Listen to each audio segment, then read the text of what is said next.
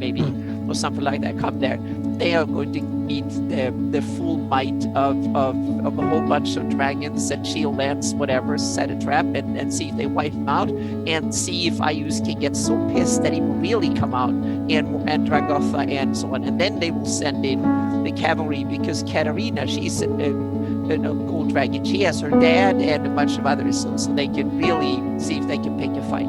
But I want to roll the die and see how Iuz and the other ones react. So I don't know if it's going to escalate or not. I'll let the players roll those dice. So it's kind of. I can escalate more. No, yeah. So that's a low level. Yeah, this is low level adventuring in my campaign. Yeah. Grind them up. Yep. So wind them up, and then this was kind of my finale of chapter 1, so to speak. And then they will see if they want to join forces with the Shieldlanders, or they will go with the Old Faithers, or they want to strike out on their own, so to speak. They will pick whatever road. And then if they go with the Shieldlanders, they will be given missions and stuff to go on if they want to, and get a proper job, so to speak. So yeah. So if they go with the Old Faithers, what are they just going to? That is part of the resistance, because that's part of the resistance. So then they will be doing secretive stuff behind the lines, so to speak. And they can also, there is also the dark side of that. That's the former society that is running the dark side of the dark druids and the dark side of the Old Faith. So they are also part of it. They can join them too if they want to, but I don't think they really want to. So they are already questioning which side to go, because it's kind of confusing for them a little bit, because everybody's not open with who they align themselves to, and so it's kind of it's a mess. But it's a choice, but yeah, so we'll see. But it was a good session last time. That was a lot of fun. A lot of players had never played that style before. When things really hit the fan, shake the fan everywhere, and it's hiding, killing, moving, and be tactical. It's hiding from monsters equally much as trying to kill them. So.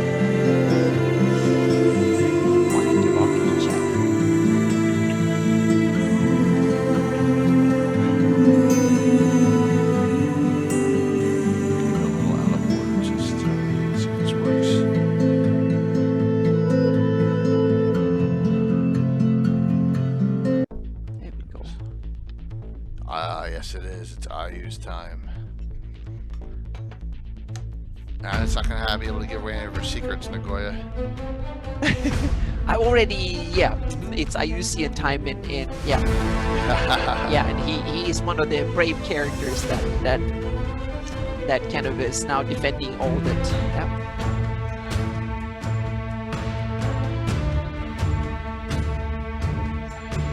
Hey, little fourth, what's up? Starting to get rolling here. Whew.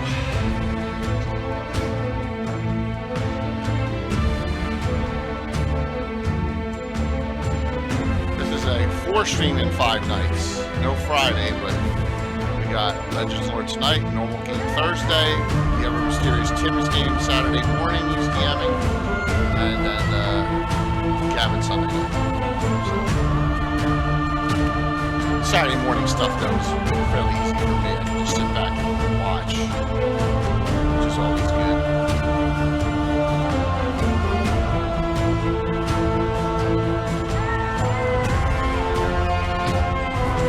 Got a new Gamescape 3D video that Jeremy created coming up next, and he actually put some of our scenery in there, which is really cool. Thanks for that gift stuff, Patrick. Whew.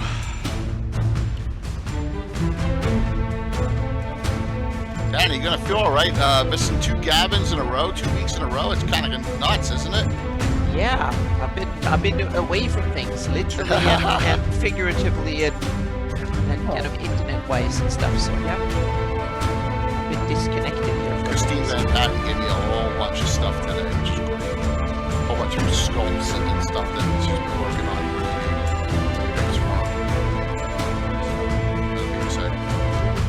Blue in the box. box. Blue box. Yep. What's up, John? It was a good show. Thank you. Thank you. Yeah, that was good. All right, so let me go to this. We go to the new Gamescape 3D ad coming up here. Same music though, because he owns the rights to it. What's going on, John? Let me hit you up multiple times here. Thank you so very much. You see some familiar pics here.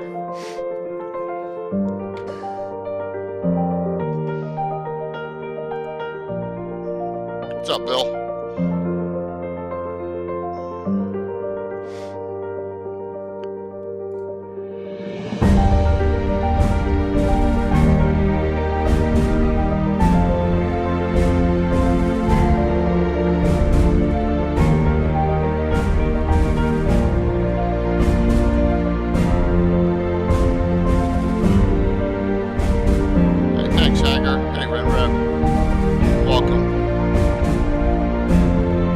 Sub 100 away from the hype train already.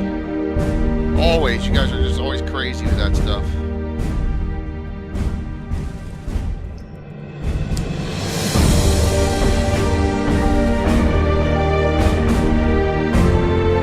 You can't do it, Patrick. It's gotta be 3 different people. Sorry, man. It's gotta be 3 different people. That's a funny thing because you already gave a gift sub. It'll count toward it though. Oh, look at that. That looks familiar. Yeah. It's pretty neat that he added that. He spoke his something wrong, but that's okay.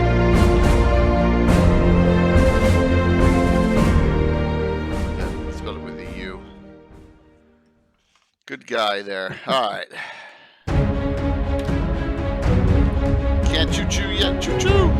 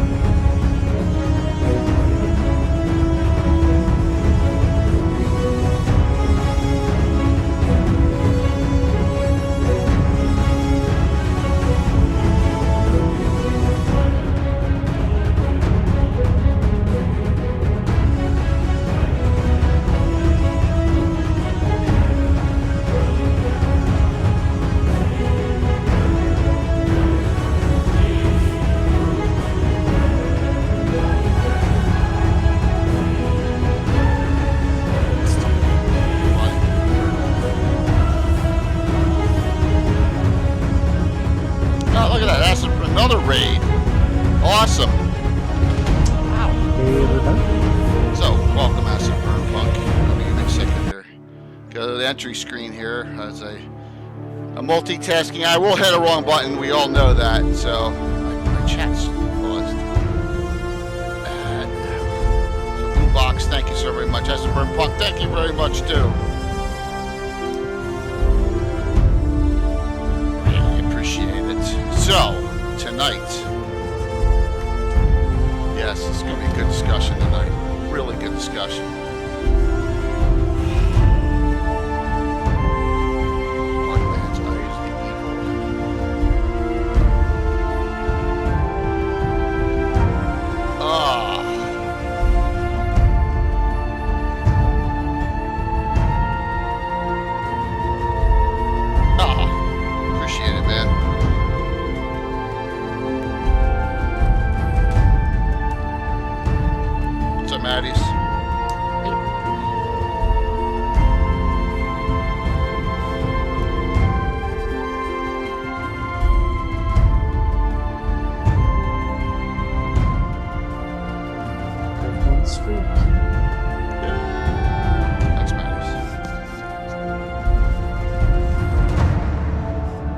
Great books, but we'll get there.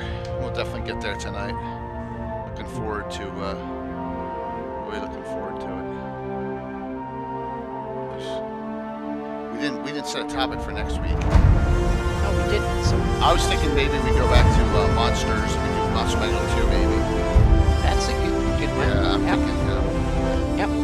Those are good shows, and it will be a good kind of way to the big city kind of thing today, and then we can dive into Monster, my new shed next week. 107 there. That sucks. Here we go. One more minute. I'll come in 3 minutes early. And we have deserty, 95 degrees, sunny, and fairly dry today, so much drier than we had last week. So we go from tropical to deserty now, so this is normal for us, Southern California.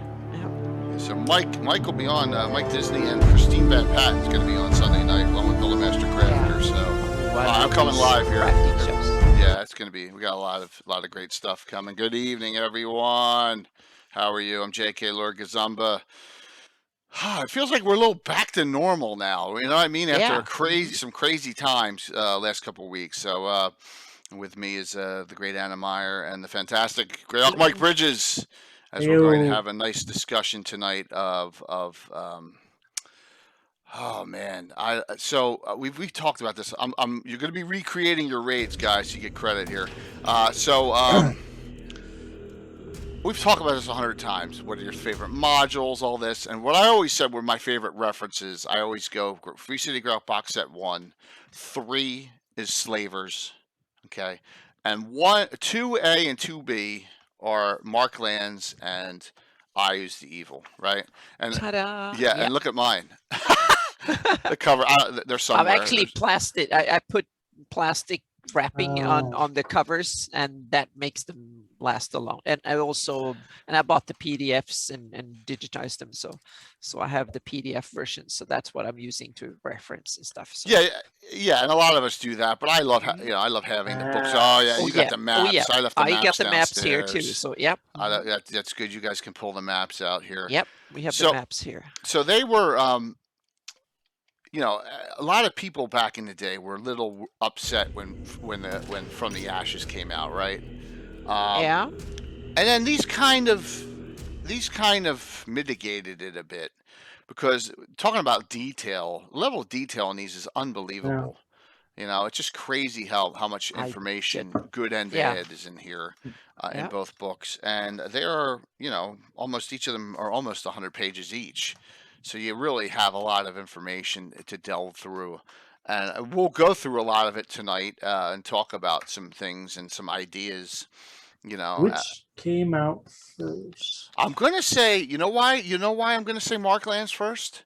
Because the number's lower. Exactly. It's number 4, and the other and Iuz is number 5. So, that makes sense. But I know for a fact I got Iuz Evil first when I was at this era. Yeah, that's my perception as well. Yeah. I think so too. That I got. Yeah, I think it was actually released in that way, but they were probably written or produced originally in different order. Well, back then you didn't know what the Marklands were, and you're like, "What's this?" Right? I still don't know what Marklands are. Yeah, I mean, where that terminology comes from. That's a good point. I think. Someone define that for me. Yeah, I think. I tried to. Yeah, my idea. Did you do that in a blog post? No. Just earlier, I tried to do a Wikipedia, Google thing on it, and I didn't really find a satisfying answer. Okay. For me, my guess is that the Great Kingdom, when they expanded west, they probably called these areas the Marklands as a kind of, that was probably where it comes, and especially for Yundi, and you have some areas, and in a way I would call them marshlands, meaning not SC but CH, so to speak. So like marshal lands in a way, but I think Marklands might come from there, so to speak. That's my guess, that it was a term. And they wanted to come up with something cool to call it, I guess. But I guess the term would be something that I would say that they've said in Rossi's or something, like the provinces or something, but wanted a cooler name for it or something. So they called them the Marklands, the lands to the west or something. So yeah. It doesn't really say, Patrick, on page 2 of it. It just says Marklands offers adventures, endless opportunities. Yeah. It's no explanation to where the term comes from, and it's never been used anywhere else, as far as I know, more than No, as the right. title It's not of a this. geographic distinction. No, it's not, and that's used in it's- other books. Yeah. Yep. So it's a very interesting Like observation. Old Oh, let me set the Eardy giveaway up. East, Old Eardy Yep. West, stuff like Mhm. that. Yep. Yeah. And we have one other weird, but talking about geographical names that never appear anywhere else. On the map that came with the Marklands is an interesting, the Almorai lands for Ooh. Almor. I think that's just Yeah. the I didn't kind ever of even notice that miss, on there. miss, What's miss up, Naz? thingy in Yeah. editing, that the cartographer might not be that familiar, and he wrote that and no one checked him on I it never or even something. noticed So that. yeah. So things Wow. like this happen when there is probably a I think miscommunication, I think. the cartography's tight on these modules. They're very Yeah. Darlene-esque. You can tell that they wanted a modernized version of the Darlene map when they did Oh, this. yeah. Yeah. Yeah, Mhm. And absolutely. they tie in well to the books. So I must give them, and we have to remember these books are old. They're early 90s, which means that you Yeah. didn't have the modern desktop kind of No. Photoshop thing. 93. Kudos. Yeah. Yeah. Kudos. Yeah. Yeah. So they were, I think, really, really good for its age. For our giveaway tonight, we're going to give away a reprint, a classic reprint. And since a lot of you have a lot of these, if you win, you get your choice of one of these three. So there you go. The Greyhawk Adventure Begins, or you want the original Grussography reprint, or the Treasures of Greyhawk reprint. Let me know. You get to choose. How's that? Fair enough? Good ones. Yeah. Courtesy of Canadian, of course. Patrick. Gargoyle, those gargoyles are gone, man. But I haven't gotten them back yet. Just remember. Hey, thanks, Zytech. Thank you.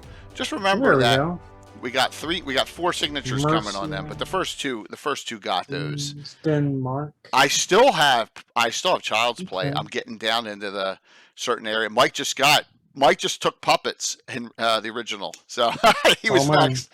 I think DM Samuel's up, but I know he's in a game next, so it's up. It's on him, I think, next for pick. So yeah, as I go down that list to try and get everyone going there. So these come out and makes me want to. I was really hesitant about a lot of the stuff that happened from the Ashes, and I'm like, man, they shred a lot of Fury on the Shendels Under Siege. They just destroy the shield lands. But they just talk about it, and there's no information other than that. What do I do? Yeah. And then these books came out, right? Mm-hmm. So I have a delay of a few years before I implement the From the Ashes Iuz Greyhawk Wars in my game, because I didn't do it right off the bat when these things came out first. I waited till I had all the data acquired and then figured out a way to make it work and make sense of my campaign. So I think in my time frame, these happen like 8 to 10 years later than what they do in the actual time frame of what's it, 581, something like that. And mine's like 591. It happens. So, but then it's no big deal, no difference. Yeah, the books are set in 585. That's the current date in the Marklands, and I think I Use the Evil are written at the same time, but I can be wrong about that. But for Undi today, the date is 585. And the print on these are so small too, which is really crazy. It's like, we're talking about this with Eric Boyd on Sunday night. Man, they must have gotten paid by the word, because look at this. I mean, this print is so small. There is a lot. There's definitely no feel that they cut anything out of it, though.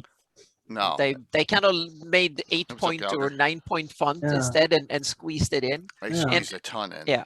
I must say that the production values of these books are really good, because it was like From the Ashes, they printed these silver, but From the Ashes these were supposed to be gold. Because I remember when we ordered it to the game store that I was part owner of, we got a special notice saying that we are so sorry we kind of screwed up. And these books, they came with in the wrapping, but we ordered like 10 from the Ashes box set or something like that. And he came with a disclaimer and a note of sorry, blah, blah, and stuff like that, that they were supposed to be in gold, but the printer screwed up and made them silver instead. And these came out the way they were supposed to be, I think. I stumbled on a Dragon Magazine article last week I don't remember the number. Sorry, guys, but it was Carl Sargent. It was kind of like a promotion for the From the Ashes box set, and he had some errata in there, which is surprising. And in part of the errata, though, was him apologizing for that printing error you just described. Huh. So these were kind of I think really good that way, because both the paper quality and the print and stuff is really good for the time, so to speak. So this to me feels a bit like one of the golden ages of Greyhawk publications. Oh my gosh! Yeah. When these came out, it was like This changed. In fact, these two books changed my thought on the From the Ashes box set. Mm-hmm. Yeah, it did. Yeah. I think, did Rowdy the Trader come out before these? I want to think it did. I think so, because when I was skimming the I Use the Evil intro, it references Rowdy the Trader. So that made me more pissed off, right? It just did. After From the Ashes, I'm like, ugh. Yeah. You know, this is just. But then these two books kind of brought me back, and then if they ever brought out The Undying, it would have brought it back, even a little bit further. Yeah. Okay. Thank you, Earth Scribe. Yeah. So Rowdy's WG3. Yeah. Mm-hmm. Yeah. So that's what I thought, and so I was like, ugh. Yeah, and weirdly enough, when modules come out, I can ignore them, so to speak, and just regular adventure modules comes out. I can kind of ignore them and just take them I cherry pick the bits I like. But when these came out, I felt like I was obliged to play it as it was in here, so to speak. So I took this as literal law when we played through Furiundis. We played through the wars and all that, and I waited until these came out. That's when I unleashed the war on hapless players and stuff. And we played for like 5 years. We played through all this, and we I remember we were stuck a whole year or something and playing north of Chendal at the redoubt or whatever you call it, that fortress, so to speak. So we played around there, and it was back and forth and stuff. So I don't think my players actually liked these much, because it was literally. He mentioned The Undying, and interestingly, in my opinion, you can't play. Well, you can, but it's if you have both Marklands and Eyes of the Evil, they complement each other, right? Yes. But I don't think that you need Marklands to use the information in Ivid. You don't. No, not really. No. Which is weird, considering Nyrond is connected into Ivid. So, but to say the products, even The Undying is the third of these, so to speak, and then Scarlet Brotherhood is the fourth. Well, when it comes to really Scarlet Brotherhood and Slavers, Slavers and Scarlet Brotherhood, Slavers are the same type. as well. Yeah.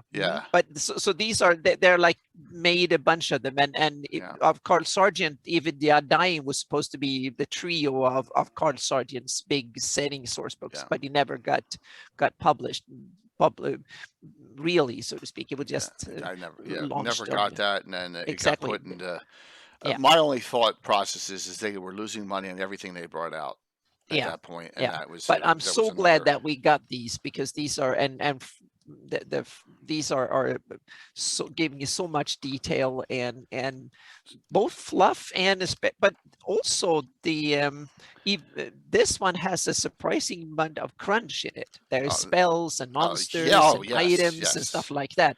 This has if I remember much of it, but here's a comical part of my Marklands. As you can see, they got a bunch of views. What's up, Mike?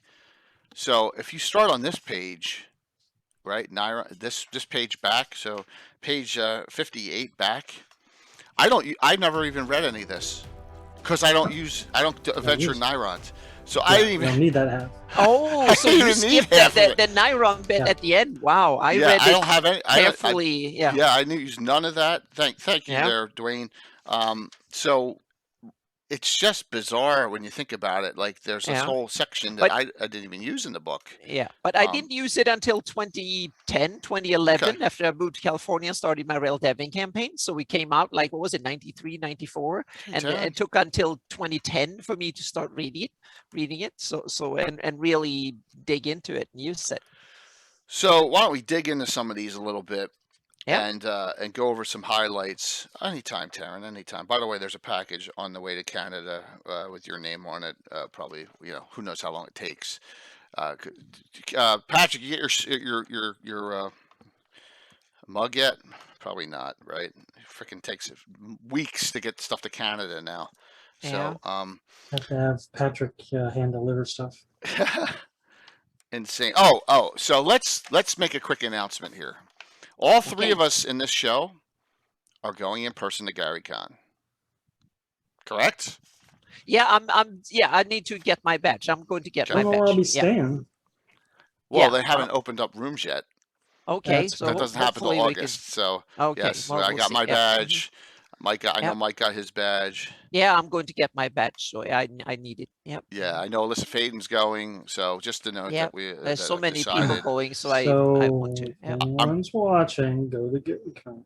Yes, I know. And we'll have some more announcements on how we're going to handle the Greyhawk streams and all that stuff for GaryCon. We'll figure it all out. Trust me. Don't worry about it. Okay, so this book sets up for me a mega campaign in this area.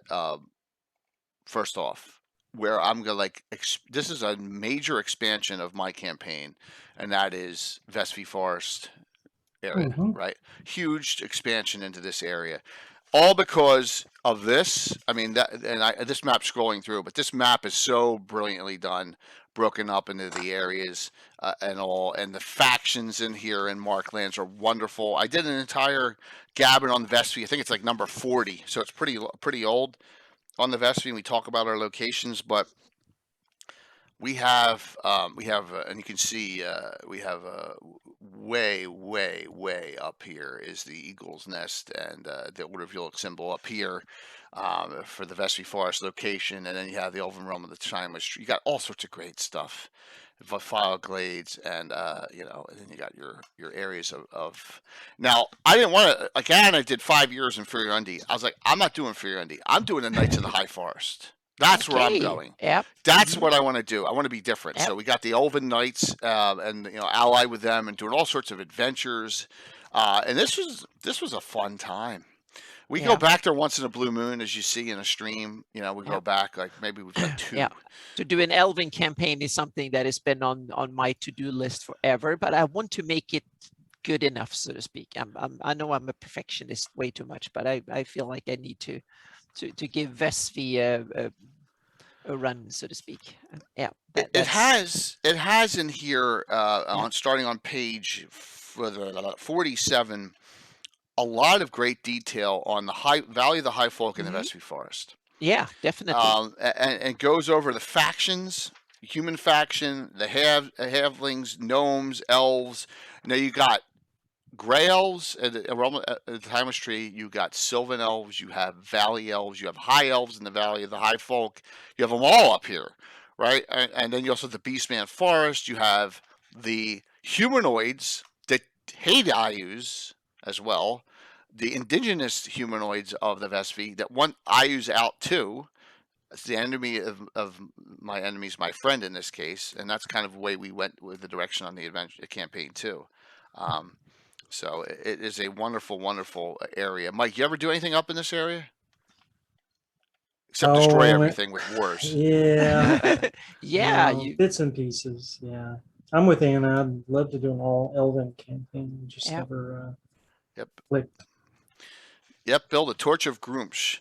And I've said this on multiple NPC episodes. The Torch of Grumps is only mentioned here in very, very, tiny little paragraphs, along with its leader, Grekden Selruk, and the Torch of Grumps, and talking about how they're Grumps worshippers, they're not Iuz orcs, and they will ally with anyone to fight off the Iuzian orcs and the Orogs. They hate Orogs most of all, and it's a great little setup. See, there's your alternate orc culture argument. Yeah. No, 100%. Yeah. That's what. I don't want to get into a political discussion, but no, that's where that I agree. Yeah. I agree. Yeah, 100% it's there. Yeah, you got it 100% there. Here, all right. So I see Bill and Mike Disney chat here. I got to shout this out. There, I'm shouting it out. Christine Van Patten on the show with Mike and Mike Disney and Bill the Master Crafter Sunday night. What a great gammon that's going to be. So there is a ton of options up here of directions you can go. We have interaction with the Knights of the High Forest. In fact, one of Bill's characters is a member of the Knights of the High Forest, which is cool. Alinor, right? Who Alinor once got killed by a Lossel throwing its dung at him, critically hitting him in the chest, instant What? death. Yes, I'm not kidding, right, Bill? So he got killed by Lossel crap. Yes. Oh, So, wow. Yep. The unfortunate. That's the way it goes sometimes. Yes. And he yeah. brought that character back. Yeah, he got right. Yeah.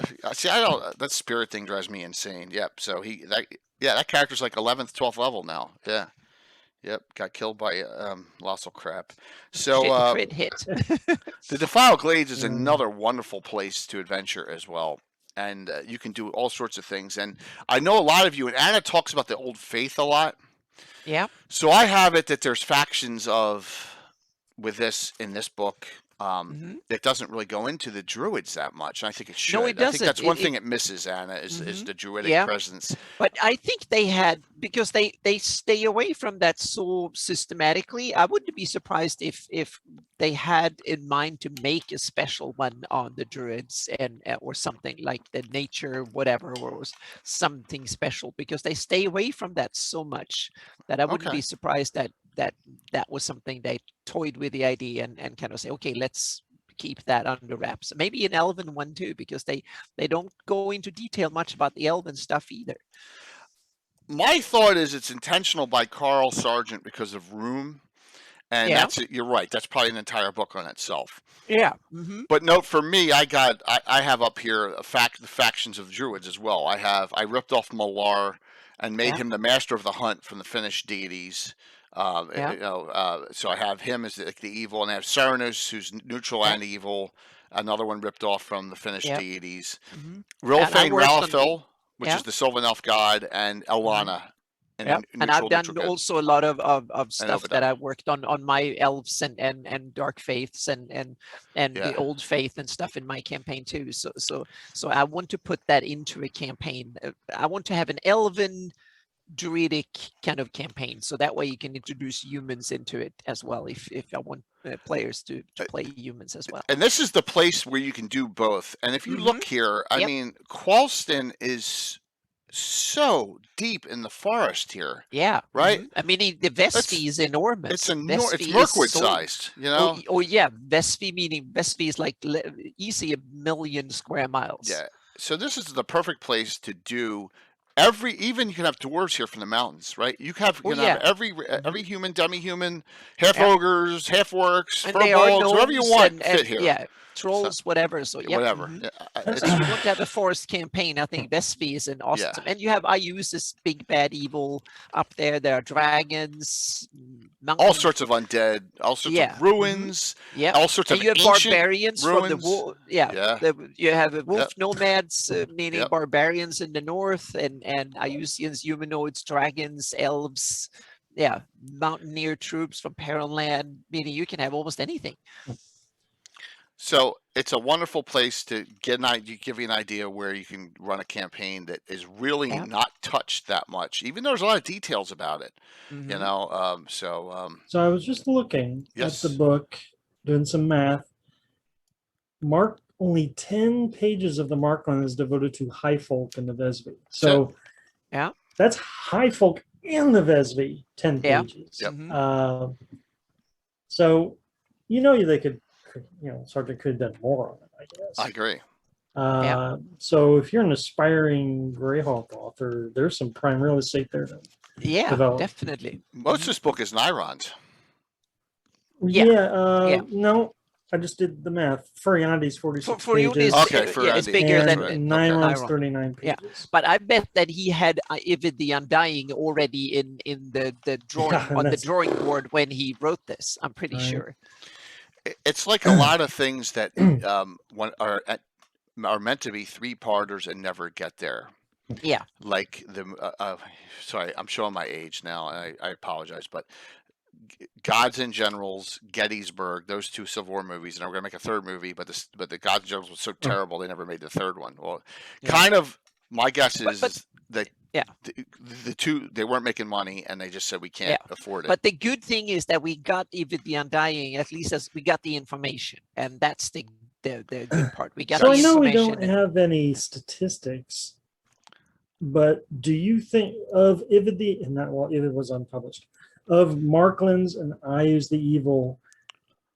Do you think they sold equally well, or do you think one is like No, I think more Iuz than the sold other? way more because villains sell way more than the good ones. I think. Yeah, That's my guess. So somewhere in a warehouse at TSR, there was probably a bunch of copies of Marklands that got wouldn't be pulped by surprised. Wizards of the Yeah. Coast. Well, yes, and I believe the Marklands is much more valuable of a book in pristine condition over Iuz the Evil, I believe. Yeah, because I don't think there were that many sold, to be honest. I think stupid enough, I probably ordered, told the game store that I was part owner of that we ordered a whole bunch of them, and I don't think we sold any except the one to me and maybe one or two others. But yeah, because a lot of these that describe the good guys, I don't think a lot of them, they want the stuff on the enemy, so to speak, the villains, more than the good guys.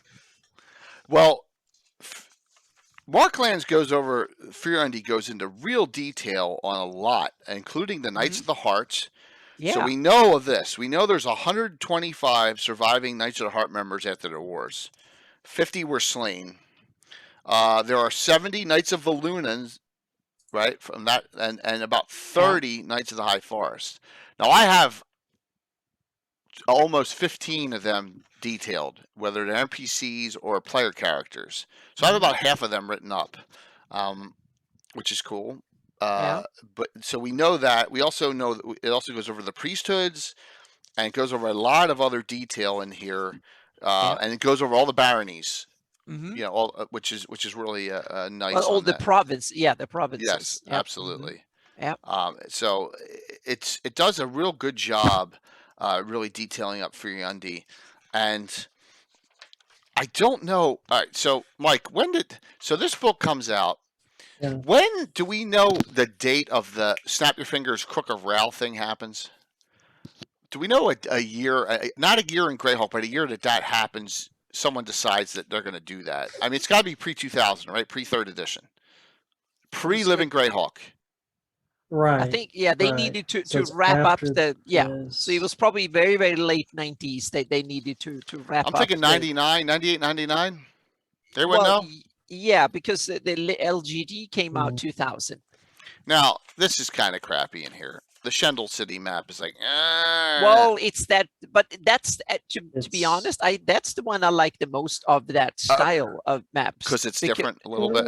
No, because it's the city design that actually best suits that mapping style, because it is a constructed city. It's not something that evolved over time. So I think it is a square monstrosity in a way, park and kind of, it's one of these that was constructed to be the capital of the style of the city maps in those books are taken from Fata Vistas. Yes, the same idea. Right. So you have Willip here, for instance, that is another monstrosity. Like that was the style of the second edition. I don't know. Yeah. All right. I imagine Forgotten Realms had maps like that too. Yeah. And to be honest, I'm not so bothered by the style as much. I'm more bothered by the simplistic city design that is done without too much of a thought, so to speak. Let me count something up here. I never count 30, 40, 50, 60. Nyrond is 4 times the size of Furyundi. Great Kingdom is even bigger. I would agree on the Great Kingdom, but man, 4 times the size of Furyundi, and look at that. Okay. I would Nyrond is 4 2 times. or 3 times. No, I don't think it. I don't think is Nyrond that is. big? No, I don't think so at all. Hang on a second. I'm going or are to. we including some of the other? Nyrond's pretty big. Surely it's not that big. No, and no, it's not. And I wouldn't be surprised if actually Furyundi is bigger than Nyrond. I'm going to make a comparison. I would have thought they were pretty equal. I think Nyrond's twice as big. That's my guess. It's an illusion. It's like putting Alaska inside the entire continent of the United States. Population the population. Wise. Okay. Yeah, but when it comes to geography, I would say that Nyrond is probably about 30 to 50% bigger than Furyundi. Yeah. So It depends if you include after the war, when you include half of Almor, that makes it bigger. But if you exclude it, like pre-war, it was probably about 25-30% bigger. Yeah. So a couple points here, and let me see if I do this without crashing things. Well, yeah, population-wise, yeah, it's much bigger. Yeah. Yes. Is that big enough? Yeah, that's perfect. Okay. So I thought I preset it up. 40s. Okay, let's go. There are 32 documented, not even counting the little blurbs on the I Use the Evil ones, NPCs in this Furiani section alone. So many. Okay. Yeah. Now, here's my beef number one. I love this, but I'm going to go over two that I really like. One, I can't stand this thing. Sorry, I know Gallagher's going to be upset with me because he loves some of this stuff. But Serenolil, okay, he's a Knight of the High Forest, and he's in here. And here we go. 270. He's only 272 years old, which is young for an elf, right? Young, right? And his apparent blindness is due to milky cataracts in his eyes, but he has a ring of true sight. The cataracts are developments of the moon bow, which appeared in his eyes 30 years past. So at age 240, he's been summoned to go to the shores of Montezuma, That'll be like Tripoli. an 18-year-old starting to be a geriatric. Yeah, this drives me nuts, right? Okay, so yeah, exactly. Well, First off, when did this Moonbow crap appear? There's no appearance of that in first edition. When did elves decide to go off the Lendor Isle?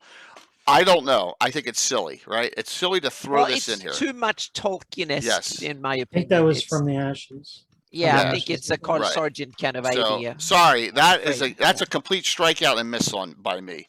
I love this character. Yeah. I love a blind elf, and I have him blind, but with a ring of true sight so he can see. But I hate the Moonbow thing. Gone, right? I don't think I've ever used it that way either. I have made a rewrite of the elves. Plus, why would a 270-year-old elf? I mean, you're barely even mature. Might have some sort of illness of some sort. Right. Yeah. Yes. I got you, Death Ray. No problem. So, right, that's gripe number one. All right, no big deal. So we come down here. There's some great characters in here. Here's one of my favorites, and that's Charnolim, right here. Okay. So Charnolim. She is an 11th level ranger and also a Knight of the High Forest. She's a Swan May too, which is cool. I love Swan Mays. Really neat. 29, and her castle is a daunting, eerie place, and she has the Tyrgs, which is Tyrg, which are really neat, because they kind of appear in the second edition era. Something I really like that they added. These trained, special, magical dogs, right? She's a Knight of Furiandi. My apologies. And so she. It's just a cool character, and I've had knighthood characters interact with her for years.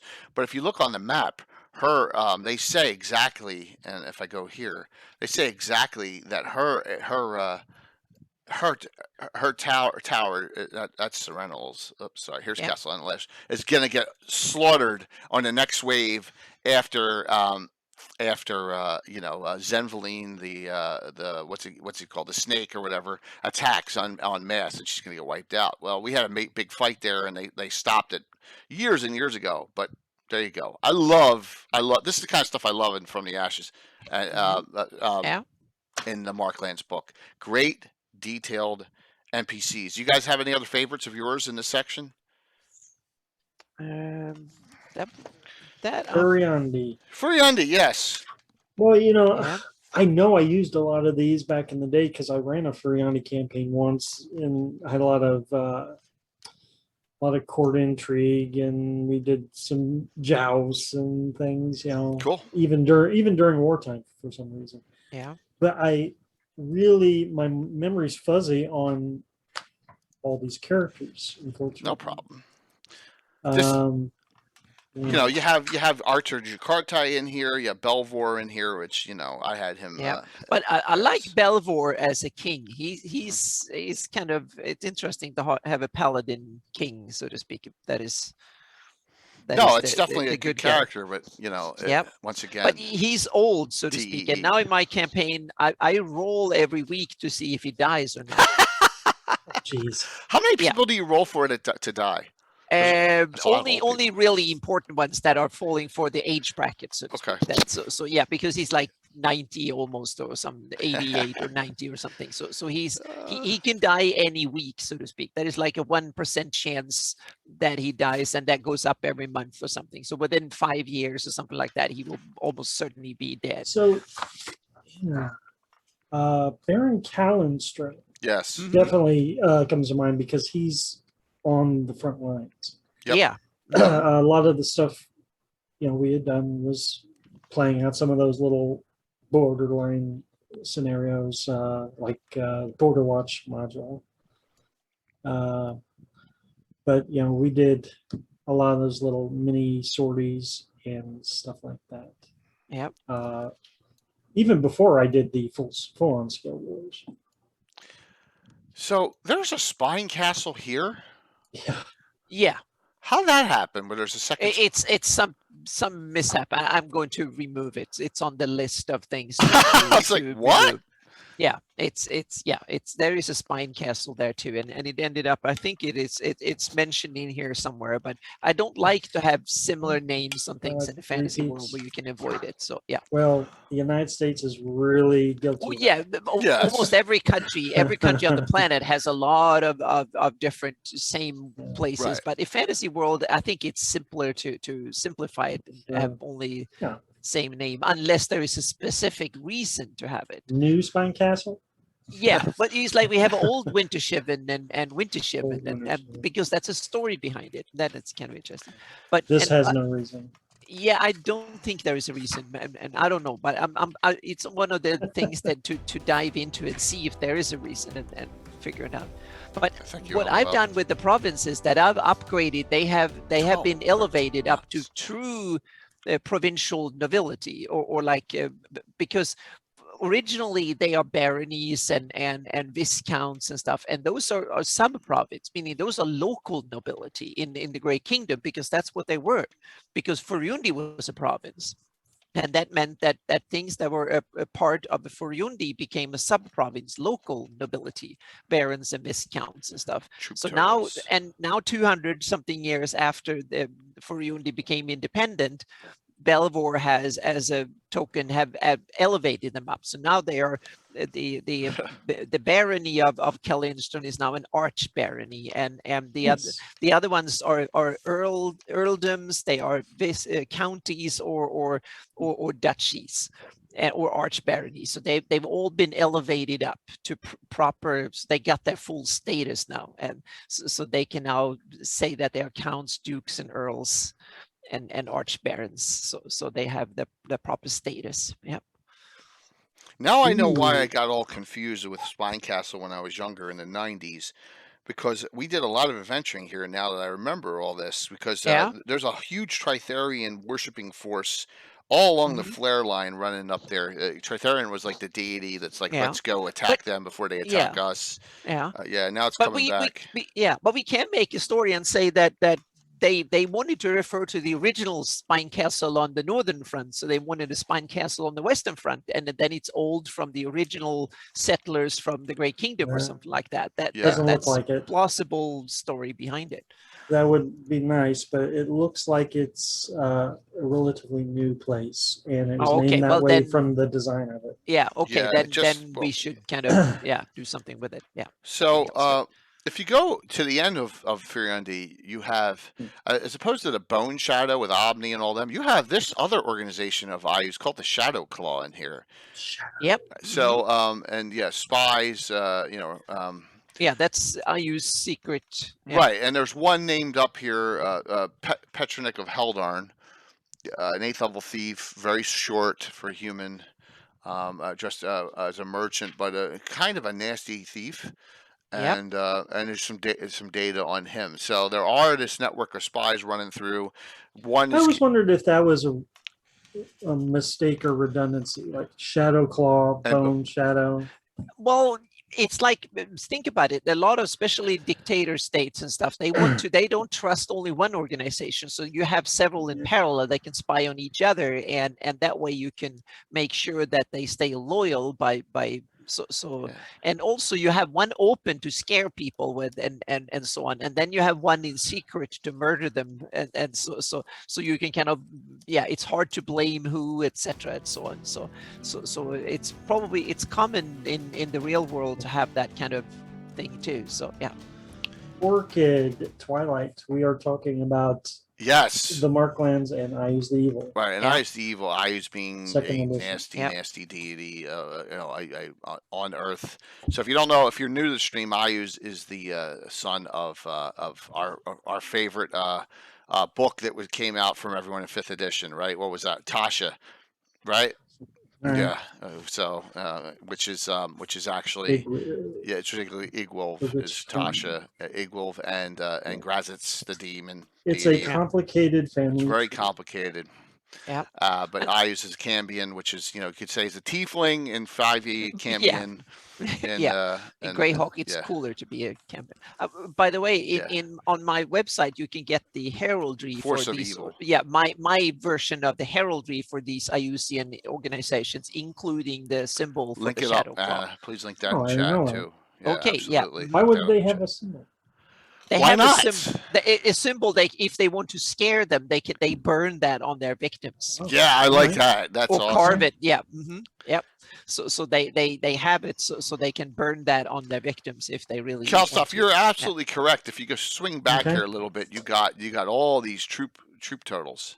Yes. Absolutely here, which is nice. And I That's know this is what what it Mike's like. Oh, I can kill all these That- characters in my game. Yeah, My- that's the data that started my wars. Okay. So I took that stuff, combined it with the stuff that's in Gygax head in the box set. very cool, Vosh Voyager. Very, very And cool. so using these books, I Awesome. could extrapolate the armies of any nation, right? Yeah, absolutely. For the most part, making some assumptions. Yeah, definitely. And what's really, I gotta get this out of the way real quick. We all gush about Ibid the Undying, but for all the hundreds of pages of cool information we have, there's no troops information in there, is there? I don't think so. Yeah, not I like don't think this. there's any at Which all. kind of, that's the only thing that puts it out of alignment with these books. Yeah. Right. It's the last vestige of the old war game tradition of D&D. So, But Calstaff's right. It gives you an idea how many troops go to a fort or a castle or Yep. a province or whatever. It's good stuff. could be an amazing walk down memory lane, Vosh, but for me, it's like present day in my game. It's always there. I use it still. Me running my old school 1E 2E campaign. We do Adventure 920 on tomorrow night. So but hang out and maybe we'll go over some really cool things here. So this book, Iuz the Evil, is I mean, there's always room to. I just found out some things tonight that I hadn't delved into on these books here. So if you go to Iuz the Evil, there's some really unbelievable cool things in this book. And that Even is, if you don't play in the timeline, I'll sum this up real quick, Jay. yeah, sure. Even if you don't play this post-wars timeline, like say you want to go 576 original box set stuff, a lot of this stuff is still relevant. You just have to rewind the clock a little. 100%. 100%. Yeah, and even if you don't follow the happenings and the timeline or the script of this, you can still use the NPCs, the place names, and all that, so to speak. So there's a ton of information, Yes. even if you want to have a different story. All those NPCs are around in 576. Even if you don't run the wars at all, you can still want to have a lot of these cool places and huge people part of and the stuff. ending of Temple of Mental Evil. I mean, it's Yep. probably one of the few appearances in my campaign of 41 years where deity showed up, and Cuthbert, and because you banish Zugtamoy. If you do it right, all right, here we go, soapbox. You free Thrommel, and he doesn't turn into a freaking vampire in a future Yep. adventure. Mhm. You banish Zugtamoy back, and you see St. Cuthbert and Iuz appear to parlay at the end of the adventure, right? That's supposed to be what happens, but Yep. all right. So in this one, So you have a Thrommel the second now in for Yundi after Belvor, or is Belvor still well, around? Thrommel, the free Thrommel, Belvor has, Belvor was old and he was going to give up the throne anyway at that point. Yeah, So yeah. Yep. I don't have Fiorendi and Valuna emerge though. I didn't like that power source. I know. So here we go. So we go history and all. So we go through this priesthood of Iuz here. You want so if you're a specialty priest guru like me, and this is why I didn't talk about this that much on our specialty priest show on Sunday night. But you got your priesthood of Iuz here. You got a nice demon there, and you go and you have it written up for you already. So this is as easy as it gets to create a specialty priest, or even an evil cleric. You're not going to have your player characters aren't going to be they're not going to be PCs of this, right? If you do, then you're really running a sick and perverted and demented campaign. But to have this, it's an Iuz campaign. You oh need my to. gosh, Yeah. I can't even imagine. I'm sorry. Can you imagine running a chaotic evil? That chaotic evil. Oh yeah, oh, yeah. Man. We did some tests, and it's fun for a session or two. A one shot, maybe. Yeah, exactly. To get your frustrations Yeah. out. But you have a Yep. complete spell list here. Now they get you. I'll show you how they get you here. They get you where you got to get other references. So if you come here and they have spells, and you go over here and it says new priesthood spells, and it says right here, no 2 spells, Screaming Skull and Vampiric Mist, are detailed in the From the Ashes reference cards. Well, if you don't have, Yeah. and you don't have that, you don't have those It's a spells. way to sell more products. Yes. Yeah. I was like, to tie it gosh. in. Mm-hmm. Fortunately, we had that. But there's a lot of great new spells in here that are unique to Iuz only. One of my favorites, Claw Cloud, which I think Anna saw this used in the group an adventure ago. It's a 4th level spell. Range is 1 mile per level, but this summons these huge ravens, kind of like 1 mile per level. Yeah, because these are kind of ranges that are really cool. Yeah, and you figure you have to be like a high, 7th, 8th level to cast it, but you can 10 plus 2d6 giant ravens. Think of those raven clouds flying around with Saruman's almost going around, and they do a lot of damage. Skull crows. I invented skull crows and skull ravens and large skull ravens I'm going to I have them set it up and use them in my campaign. I took the inspiration from there. So I use bred special crows and birds for that does his bidding, and they have some kind of awesome powers and cool stuff. And they can cast spells if there are many. They can cast phantasmal killers and stuff if there's a bunch of them that are really, really powerful. What's cool about that is you don't have to cut. Making spells is not the easiest thing in the world, especially on balance. And these are pretty well done. All the spells in here. Blood Gloat's a great spell too, especially if you kill someone. It's really powerful. But you come back here and you get to our Venom Claws is nasty too. Chain Madness is really nasty on the long term. That thing's a nasty spell. Yes. That's really bad. That's another Death Touch, another good spell. And then your Summon Varan Goen, which are Abyss Bats, very good one too. But you got to have the stats on the Varan Goen. I don't even know if they ever made them into 5e. Don't know, but there are some nice bats for 5e. I made a version of that one, a special Iusian bat for it. Oh, cool. A demonic bat for it that I can. Yeah. Nice. They are nasty. And there's some other great things, but then you get to some magical items, the Black Staff, and you got to be 13th level priest Iuz to even use it. So, but some other things that have appeared in my game, the characters have Ghast Robe. Now that's a problem. Wearing that really will offend your other players in your group, so you got to stay away. But it makes you immune. Undead will ignore you with that, and you stink like a ghast too. The Ebon Skull, too powerful to give out. Bone Wands are cool. Claw Gauntlets are cool to give out. Those are definitely Iuz villain items. Yes. Because as I was going through, I was like rather surprised how many of these characters are carrying black staffs. Yep. And gas robes. There's a lot. Yeah. But I assume that they carry a lot of it because Iuz can have control over them that way. Thanks, Patrick. Because he can turn one of the devices off if he doesn't want them to be able to use it, and he can probably see and hear through them. So that's why I have it. Iuz invest into these items, hand them over to his underlings in order to be able to control their power and to check on them. That's the reason. That's why he does that. So rather than they invent it themselves, because if he doesn't want to give his clerics too much. He wants to give them power, but not the knowledge to go out by their own, so to speak, and become treacherous and whatnot. So he wants to give them all the juicy goodies rather than the clerics themselves create them. All right. I'm going back and my DM's real senses. So yeah, I don't think this is all right. How do I say this? We are playing in Greyhawk that we all do, and you think this is maybe a trip down memory lane. Well, a lot of people play in this time frame, and we've seen a lot of them in chat say that. So you may see some people who haven't even gotten to wars yet, right? Like Jason Zavoda is never going to get there. He's what, still 576, 577. Len was never past 578.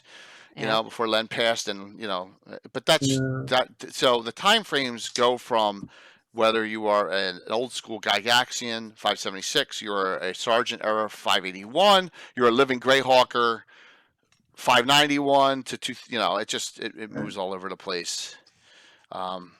So you can really start in a lot of different places. Yep.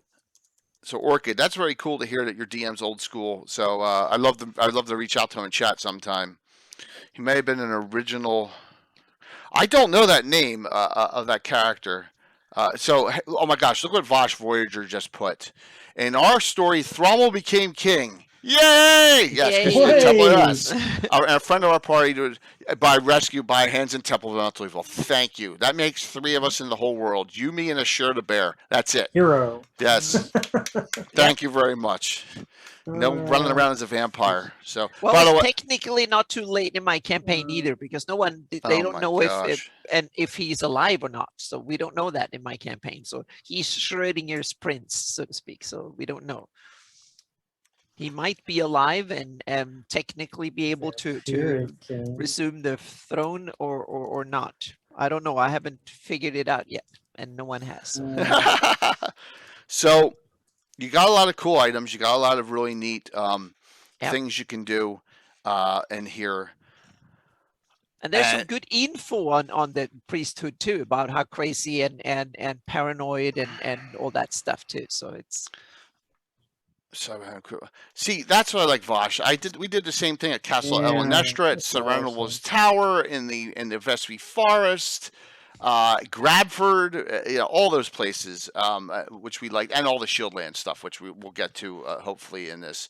So as we roll down and we look there, it's kind of a little disturbing. It gives you this is cool. It gives you the humanoids of the land, the turtles. So why they have it broken down, they say orcs, Selbits, Urzen, minor tribes. Yeah. I'm not sure about that. I guess they 135 total, and then they break it down to the tribals. Yeah. They introduced the tribes. Yeah. So, yeah. Yeah. Yeah. So I'm sorry. I'm getting. I'm trying to answer everyone's stuff. What's that? The tribes. Well, I think I found it. Yeah. Paid. Yes. And it also says there's 1,000 hill giants, 500 Fomorians, and 1,500 hill trolls can be added to these numbers. And this is just in the lands of Iuz. This is not the whole of the areas all about, spread all about then, through the Shieldlands and all that. But they do describe what the different tribes are all about. Urzen, and you got to show that picture, and Kazgund, which is cool that they have broken them down here. Once again, I don't know if this. I apologize if this is made into 5e that there's different tribes of orcs. No, I think this is Grumps specific. Yeah. So, and the Kazgund is a great example that I would put to the forefront if that was something that wanted to be expanded upon, because Kazgund are basically peaceful orcs, if I recall right. These are I think these are the ones that live in the Vesvi. Some of them, I believe. I have them way up northeast. Yeah. But that's me, so I might just have. They serve Iuz faithfully, the Kazgund. It's the Selbits you're thinking of. Selbits. I'm positive it's the Selbits. Yeah, I have them on the borderlands of the Vesvi. Yeah. Yeah. Oh no, they used them. Maybe not. Oh my gosh.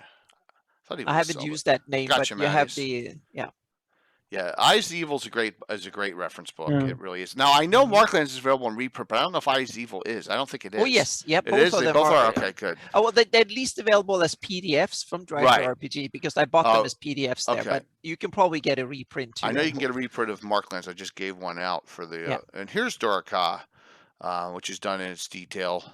Mm-hmm. So, But Mike, you did a cool map I did of do a sketch map of Doraka that I like. I was thinking Yeah, it's a isometric map of that. yeah. The only thing I that kind of makes it boring is that they both this one seems to be so flat. I want to have a little bit more Yeah. elevation to it, so to speak. And Well- you don't take like a beach, a straight beach and a flat piece of country to build your capital. There need to be more reason for them to chosen that spot, so to speak. Right, because that city's going to flood. Yeah. Meaning to me, it's just lazy city design. And I have that caveat. Every time I see just a straight beach and a round wall like that, then they haven't. And it has Done a sewer there. system. yeah. Yeah, meaning come on, it's not enough to tease my There's no my ports fan. or docks. Exactly, not enough creativity had gone into it. I think according to City of Skulls, the port or docks are further south. Yes. yeah, it might be. Yeah, Yeah. but Yeah. it's kind of, to me, it's kind of sad to see so little creativity in the city Yeah. design. Yeah. So let me flip forward here to my next favorite spot here. Well, you have these screaming skulls on the road of skulls. So this reminds me of the Romans crucifying all the people along the road, right? Yeah. During the revolts. Yeah. I mean, every couple yards or whatever. So nearly 300 miles from Dorka to Kendragun is 60 yards wide, and it's utterly barren and blasted earth. Every 60 intervals, a skull is impaled on a 6-foot blackwood staff. It's pretty gross. And then they have special abilities too. So, Yeah. pretty nasty. It's not only a road; it's also Defensive. defensive. Yeah, it's like a wall because you can animate these skeletons and because you have these kind of cool spells that have, I forgot what it's the spell. I have to find it here. Screaming skull. Yeah, you have Screaming Skull, and you also have the ones that that comes up of nowhere, so to speak, that you can animate. You bury a bone and then bone chain. Bone That's chain.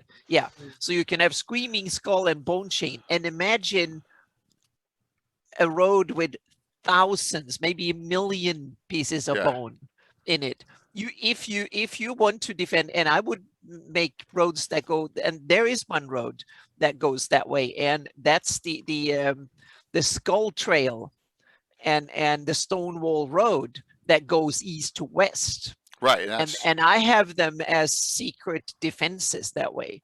So if there is an invasion from Furundi or Shieldlands or something, they can animate that wall of undead coming at them, so to speak. So you can use as defense. Once again, the mystery of the Crook of Ral. Yeah. Kind of, I don't understand it, Mike. We all don't. But like, you snap your fingers, and the Crook of Ral bashes all the demons, and this road disappeared too. Kind of, all the defenses on it, like they don't. It's gone. I never got any of that. That's just lazy. I agree. Adventuring, or world design, world building. But I like the Crook of Ral, but it needs to have proper stats that works mechanically correct, so to speak. Right. You can't just make up the wonder item that just solves No. the whole world's problems in one go, so to speak. And the same goes with negative things that, like the Sauron's ring or something like that. If he gets the ring, then everything is goodbye. Or I don't like designs that way. It's kind of, it worked for Tolkien because he was the first one to come up with it. But it's getting tiresome after that. It got real. Yeah, I agree 100%. And It's getting old afterwards. I think a lot of this was a lot. I don't know who made that decision, but that is in that era before they wanted to fix things. They wanted to fix things quickly. Yeah. And I don't know who they was, right? And no one will ever take credit for who they was. at No, that but point. but it's also up to people's taste. I don't like it when you have super items that break the rules that way. I want the rules to apply to everywhere. Meaning D&D physics can be fantastic and weird and wonderful, but it needs to be kind of consistent in itself. Otherwise, it doesn't work. I don't want D&D physics to change just because I have a interesting story to make, so to speak. Your choice of one of those three. So, yeah. Now the third guy. All right, so if you have, I can tell you who these are because Okay, this is thank you. all Yeah. right. So mescaline is to the left. Uh-huh. Null, Kerman Mindbender, Jumper. Oh, There you go. cool. Got them all. Yep. Awesome. Yep. Yeah. Now, if we go back to, and I can't, of course, I can't do stuff out of order, but so I have them scrolling through. My friend Dungeon Meister has pictures of most of the bone hearts, but this is where you have your description on. You get to your greater bone hearts. Now, you really, really want to be careful with these characters because they're really nasty, but they don't get 7th level spells, so they're a little. In first edition, no, but in my campaign, yes, they do. Oh, They're pretty tricked out. Oh yeah, they do. tricked out. The limitation is that a god that is more can have more, it can hand out spells to more priests or divine agents, so to speak. So meaning a demigod like Iuz can only have so and so many priests and hand out spells to not that many, and the more powerful god can have more divine agents that he hands out spells and powers to. So that's it's not, if they can cast a spell, they can hand it over to their divine agent, so to speak, and they're all powerful enough to cast 9th level spells or more. Nice. But they, okay, we're in different. Yeah, but they can only, meaning Pelor might be able to have thousands of clerics that can cast it, and Iuz can't have anywhere near that number because he's only a demigod. That's my limitations, how I've done it, so to speak. Althea and Halga, these are great Dungeon Meister pictures. Both are 18th level and just pretty gross, disgusting, and super high stats and gross and just as vile of human beings that you can possibly get. Those two, and then so you have, and then you have Archmage. What, go ahead. I was going to say, I like some of the names too, Halga and so on. They're Althea and stuff. They're kind of cool names. And Null. There's Null. Yeah. But he's the one that's experimenting on undead to get them to explode in acid firestorms when they die. But 18th level mage, once again, probably someone you don't want to mess with, no matter how small he is and all. And you got Jumper, the illusionist. Who's kind of insane and runs the Legions of the Insane place. What is that called? It's pretty funny. Flesh Schreiber? No, Jumper is the commander of the Legions of the Deranged and has been appointed ruler of Barren Plains and the Bluff Hills in a rare moment of humor on Iuz's part. That's pretty funny. So yes, and he has wild schemes for turning the hills into a gigantic lake, up the plains into a huge monster park, and other such insane plans. So nuttiness goes a long way in Iuz's world too. And then so Vane is, and then Kerman Mindbender is really devious. He's I think he's Backloonish, and really is he's Backloonish, and he's 8th level mage, and he's always scheming against all the other ones too. So very nasty as well. He's a diviner, and it depends on your story plot line, but he always is attempting to. He's got plans of even thwarting and super outtaking Iuz. And then you got some others, and Vane is, if you know about Vane, on the Lesser Boneheart, Vane was demoted, and Vane is a comedy of errors, and my group has killed Vane so many times. He's come back so many different times. Oh yeah, you kill him twice in Expeditions to the Ruins of Greyhawk. Not once but twice. One time you watch Iuz rip him apart, which is great. Wayne is one of the top antagonist villains in my campaign. The characters haven't figured that out too, but he's one of the ones that runs the show in Shieldlands these days. Okay. Yep. So very cool. See you, man. Thanks a lot, and thank you for the follow. Really appreciate it. you have in mind, Vane loses the island, the capital of Oh, Shieldlands. Edmundfort He loses and stuff. that. Yeah. It gets duped into Yeah. losing that, and then Yeah, in my campaign too, Iuz don't trust him, so that's why he gives him a border post near Poor where the Vane. the Shieldlands will Vane. come, so we can blame was him for all demoted. the bad. yeah, he's he was demoted. Yeah. yeah, in my camp, I read Yeah. that part too. So I kind of I put him on. So he has the dubious honor of now running or overseeing the area they rented out, export and stuff. So and part of the southern Shieldlands where he has all the border problems and all the lot of the stuff on his hands. So I can blame him for all the stuff Well, Yeah. bad that happens. if you do expeditions to the ruins of Greyhawk, not giving away stuff too bad here, but Vane's the one that creates the simulacrum of Igwolf, Mhm. Okay. Derp. Yep. who becomes free-willed. Yes, it's really fun. One of my favorites. And then I have him return in the Shieldlands in the future as well. So there you go. And then beyond this, Zemvaline is really cool. Here's your Bone Shadow. Okay. Yep. This is where and one of is this where Omni? There's Lord Omni. Omni, one of right here, one of Casey Brown's favorite characters of all time. He actually has Omni running around in his Ghost of Saltmarsh game, And killing Keek. player characters. So Yep. And I love that Eric Mona referenced Omni and Keek in such awesome ways. yes, that was in hysterical. yep. Mhm. But once again, you have a ton of NPCs in here that you don't need to. They don't have to worry about wars or whatever. You have all. They all have even their own Krazitz is in here. motivations. Yep. Yeah, Clavder's in here. All right, here's Bone Oh, pick. here we go. Bone number 1 of all time. We won't go into this argument. Priest, 70 level Priest is aloft. No, sorry. All right, there we go. I'm past it. Oh yeah. Not well. I have El Clavdra as one of these professional career diplomats that worked for basically everyone. Yeah. But she wants others to pay for her living expenses, and she's also so curious to go in. So she worked for Lolth, Grast, Iuz, Wow. and Igvilv, and no matter what, so to speak. And she's so powerful. If you want the best kind of influencer or lobbyists in Greyhawk, you hire her to work on your behalf. Until she stabs you in the back. Well, she Carrick doesn't Evil like tends to do that. Oh yeah, but she's more greedy than anything that way. She's curious and greedy, but more action oriented.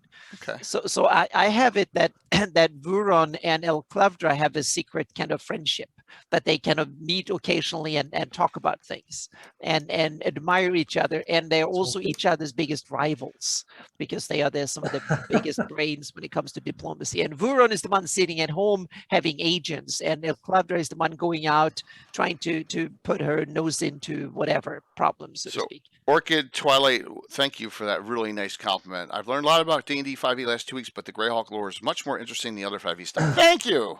Oh, Because awesome! Because it's not Yeah. addition. It's not addition behind it. Yeah. Right. Yep. Apply what you know to 5e. Now, some It's NPCs I want to point out. Grekton, Selrook, the Torch of Grumps leaders here. Here's your guy. If you want to do your Vespi campaign, this is the head of the Torch. So my campaign, he's very active with a couple of ventures. In fact, he attempted to get Bill's half-orc character, Jonar Doombug, half-orc fighter cleric, to join, to really join the group by plucking his one eye out, but he chickened out and wouldn't do it. But they kind of let him go. He said you'll get better perspective only having your one eye. But Bill chickened out. So now Elder and Bloodspitter on the left here is one of 2 characters mentioned in this that are free reavers from the Hornlands, from the Horn Society. This one, yeah, and one of my favorites of all time, NPCs. And we'll go back to a couple of these, but you sold me on the free reavers. Thank you. They are so you sold me. I wasn't interested in the free reavers before, but you sold me on that they are they're cool. They're super cool. Sharon, here she is, Sharon Valinar. Actually, she can look pretty when she smiles. She usually smiles widest. One of her victims is having a Sharon smile carved on him. To the free reavers, it's a throat cut from ear to ear. brutal, Yep. dishonest, corrupt, and sociopathic as anyone alive in the Hornlands. But so she's almost impossible to kill because all the wishes she has on her, and she hates the Iuzians too. But then no one messes with the Free Reavers, which that's why I like them so much. They cause havoc in the Shieldlands a lot, but they also the Iuzians leave them alone. It's just why even mess with them? If you go back here and these are two characters that are really cool. If you know what Ringland is, here are the two characters, Sir Harman Delavan, Sir Jansen Relnald at the Ringland. And let me pop up the map here and explain to you what Ringland is if you don't know. It's a really cool area in the Shieldlands where you can do a little mini adventure if you ever want to do. All right, now remember, this is my Shieldlands because I'm always going to push my stuff here. Sorry, but here Ringland is here. So Ringland is this estate where there's all these walled little mini forts, and they keep out evil creatures with an antithesis spell where you save it -6. And so that land has been going about its normal business, never was taken over by Iuz. It's right in this book here. And those are the two, basically, Knights of the Holy Shielding inside. So you can have, depending on your time frame of your campaign, you can have a really cool adventure in that area to maybe rescue them, to adventure out of that area. It's a good place to start a campaign. So, score a group of work. Yeah, well, so that's the thing. If you go back to the old Grenadier miniatures and you go way back to the original Monster Manual, orcs are pig snouted, right? They're not, but yes, like that picture right there. Yes, that's what they look like. So you have your different orcs, and think about this: orcs in the ring, Middle Earth aren't pig faced. Right? They're not. They're corrupted They're corrupted elves. Yeah. So you got little differences between them there. So yeah, I don't like the pig-faced orcs much either. No, you're not a fan of the pig-faced orcs? No, not really. To me, it's also lazy, a little bit lazy design. I want something a little bit cooler than pig-faced. Yeah. Interesting. And they also had a pig-faced in Star Wars, and that kind of Yes. but they're different. In the different Return race. of the Jedi, in the beginning of Return of the Jedi, Yes. there's a pig-faced guard with a halberd. Yeah, they're on Tatooine. That's a race on You got Tatooine. lizard men. Yeah. You got the Yeah. dog-faced kobolds. Well, yeah. There's a lot of these Yeah, anthropomorphic Yeah, races, and this one happens to be a pig-faced. Yeah. pig-faced. So, yeah, it's not. I'm not totally against it. It's just that I like the ones that are a little bit more kind of that way. Tolkien was more onto my style of orc. I think. Yes, the cartoon was had pig face. orcs, and they So were a little Yeah. beefier. note that Yeah, there's a porks. lot going on out there if you're new here Awesome. about inherent evil of orcs and drow and all that stuff, and we won't want to get into that. But note this: when your deity is Iuz, the orcs here are as evil as they come. Seriously, all right, because Iuz is chaotic evil. Now you got the orcs in the SC Forest fighting them. Hey, they could be lawful evil with neutral tendencies or whatever. Yeah. Not so it just depends on your campaign, but not. I even have a few good orcs, and even Shieldlands. What they did was that they took some of the orc children. They didn't kill them. Makes When sense. they encountered them, they took them in, and now this is 25 years later. So there's now a new generation of young orcs that are grown up, and so they now have probably about 500 or so humanoids that are grown up, and they train them, and not all of them, but some of them have now turned out to be good soldiers and so on. So they use them as scouts behind enemy lines and stuff. So they are part of Shieldland's elite shield patrol, and they are proud members, and they wanted to serve because they given all the training and education and stuff like that. So they turn out good, so to speak. And they if they do that honorable service, they become members of the Knights of the Holy Shielding and stuff. And they're a couple of hundred, maybe like 100 or so. But that's great. And That's then a there's great some others. storyline that you got. Yeah. So those are a few because they grew up with the best of circumstances. So that's why they turned out as good as any human baby would, so to speak. So they were taken when they were youngsters, and that way. And now some of them are now having kids in their turn, so to speak. So now there is a second generation, and they settled in two small towns or villages where they live, so to speak, and run things on Scragholm Isle, so to speak, and where they cool. train others, Shieldland soldiers and stuff to operate behind enemy lines in Orcish and other things, so to speak, and they serve. So some of them are war prisoners of war that manage to say that they can live there freely if they don't go anywhere else, and if they serve well, they will be honored and stuff. So yeah.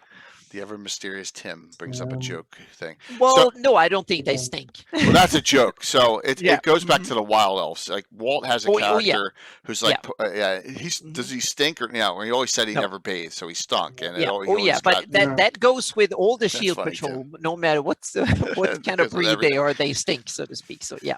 If you want to serve behind enemy lines in Iuz, you need to stink. Yeah. When you're in the I'm not an expert, but if you're out in the middle of the Vesby Forest and you're clean, aren't you the one that stinks? Exactly. Meaning, if you want to, in order to fit in some areas, you need to stink. Otherwise, you can't. That's camouflage, so to speak. So yeah. Mm-hmm. So, and note this. I mean, some of the highest level, most powerful characters in my campaign that are Knights of Ulic are half orcs. And there's even a half ogre or two in the Order of Ulic. So, and there's a dark elf or two in the Order of Ulic. So it doesn't. We've never played that. I like to break the rules occasionally, meaning to have, but there needs to be a good reason for both of them. And a lot of orc tribes and stuff are primarily evil because their societies are meaning they run so hard and the leadership is terrible and politics is bad and all that. So it's like growing up in a gang or worse. Yeah, and that's the way you got to look at it. I mean, it's just and you have evil gods, Grumps and a whole bunch of others that are evil. They want their underlings to be evil and serve them well, so to speak. So if we go through this, I mean, 10 is completely destroyed. I had no. I don't know what it is. Did you wipe it out completely? Yeah. Yeah, 10 doesn't. 10 never. I didn't care. I just didn't care. And then damn, you flan traitor. And then what Living Greyhawk did, it over that bar incident that one night and made that. No, but I saved 10 because I thought it was interesting as the only pure flan state. So I saved it just hanging on by a thread, so to speak, and just a little bit. And now, thanks to me, the story I weaved with the old faith and the dark druids and all that it was part of that narrative, so to speak. So I needed to save 10 just a little bit. Well, according to this, the Stonefist guys overtake 10, right? Yeah. It's the Stonefisters. Oh, it's the Iusian with Iuz. Right, but it's not the orcs and all. It's the Stonefisters that go in there first, really. Oh, yeah, with Iuz under his leadership, so to speak. So, yeah. So, give Flan some love. I just didn't. Yeah. It's one of those areas I didn't care. I didn't care about. It just was out of my realm of. It's like Nairon to me. Yeah, I care for it as the overall story and direction of my campaign, but they might still succumb. I don't know. Things can go bad, so to speak. So yeah. Iuz definitely spread himself. Yeah, Iuz is spread himself thin and now has a long enemies list, so to speak, and he's growing longer by the day. In my Here's an interesting hook that I found in Eyes of the Evil that I never read before. So the person that Iuz has in charge of Rook Roost is Baron Kurzanin, who is a Cambion, really powerful Cambion. And one of the priests of Iuz attached to this area is Zavendra. And Zavendra has her own personal goal of, she's an ally of Kurzanin, and she wants to rule that area, like 10, Rook Roost, Bluff Hills. She wants to carve out her own little kingdom. And I thought, well, that's interesting. That's how it probably should be. There's several lots of interesting little tidbits there, and also Iuz defector. No, I was just going to say she would then be an Iuz defector because she would be splitting off from the Empire. And also, Iuz has a whole bunch of Cambions serving under him. I think the most prominent one is General Sindel. That is one of his highest generals. That is, and he's not detailed. He's only named, and he's the head of the Black Guard or whatever, the Black something Legion, I think. Black Death Legion. Yeah, Black Death Legion. Yeah. Now, Sindel was like front and center with my war campaigns, but something I just read today that I overlooked.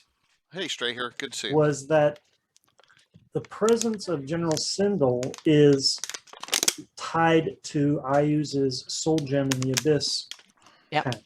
Mm-hmm. Like he's Yep. like, here, you protect my soul gem, Mhm. but in return, this general is gonna, now be in your army. So like Yep. he's there on behalf of whoever. Have you statted him out? He's in the book. Oh yeah, but meaning have more what type of demon, what kind of Oh no, I other don't half? know. I just discovered this today. Yeah. I I have him thought as that a half Sindel was Baelor. just- Yeah, I have him as a half Baelor. Oh, His yeah. his demon side parent is a Baelor that Curious. is one of the secret. Sindel is a powers silent behind- creature, never speaking unless. So it Yeah. says 7'3", olive skinned human male. Yep. He says here Baron Cambion. He's a Mhm. Baron Cambion, so he's Yeah. part human, according to this. Mhm. Yep. Yeah. I have him as a half Baelor, half human. Okay.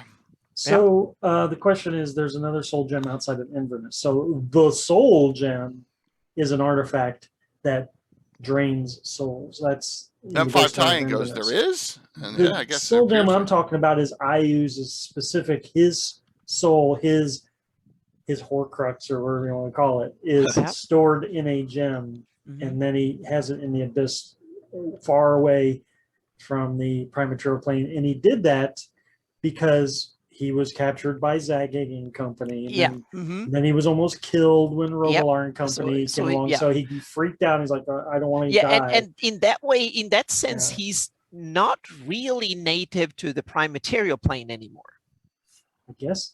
because could he's say that. actually moved his essence away and is actually Yeah. projecting himself to the prime material plane. But having his soul protected on whatever plane of the abyss is why there are so many demons on Orth now. Mhm. It was Yep. some kind of pact he made. Yep.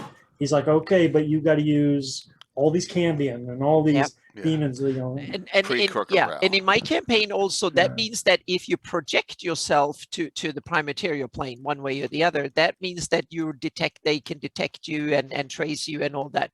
So what Iuz has done in order to kind of make himself that he can actually act on the prime material plane without, so he can both have the cookie and eat it, so to speak, is that he is brought Doraka to Abyss, to his realm, so to speak, and it's got a gate. Man, bear exactly, and project it, and he's spreading it further and further in order to Why both not? have the cookie and So eat it. Are so you to ready speak. for this? I'm gonna bust down a little bit. I'm gonna scroll up Okay, to this yeah. next Mhm. NPC.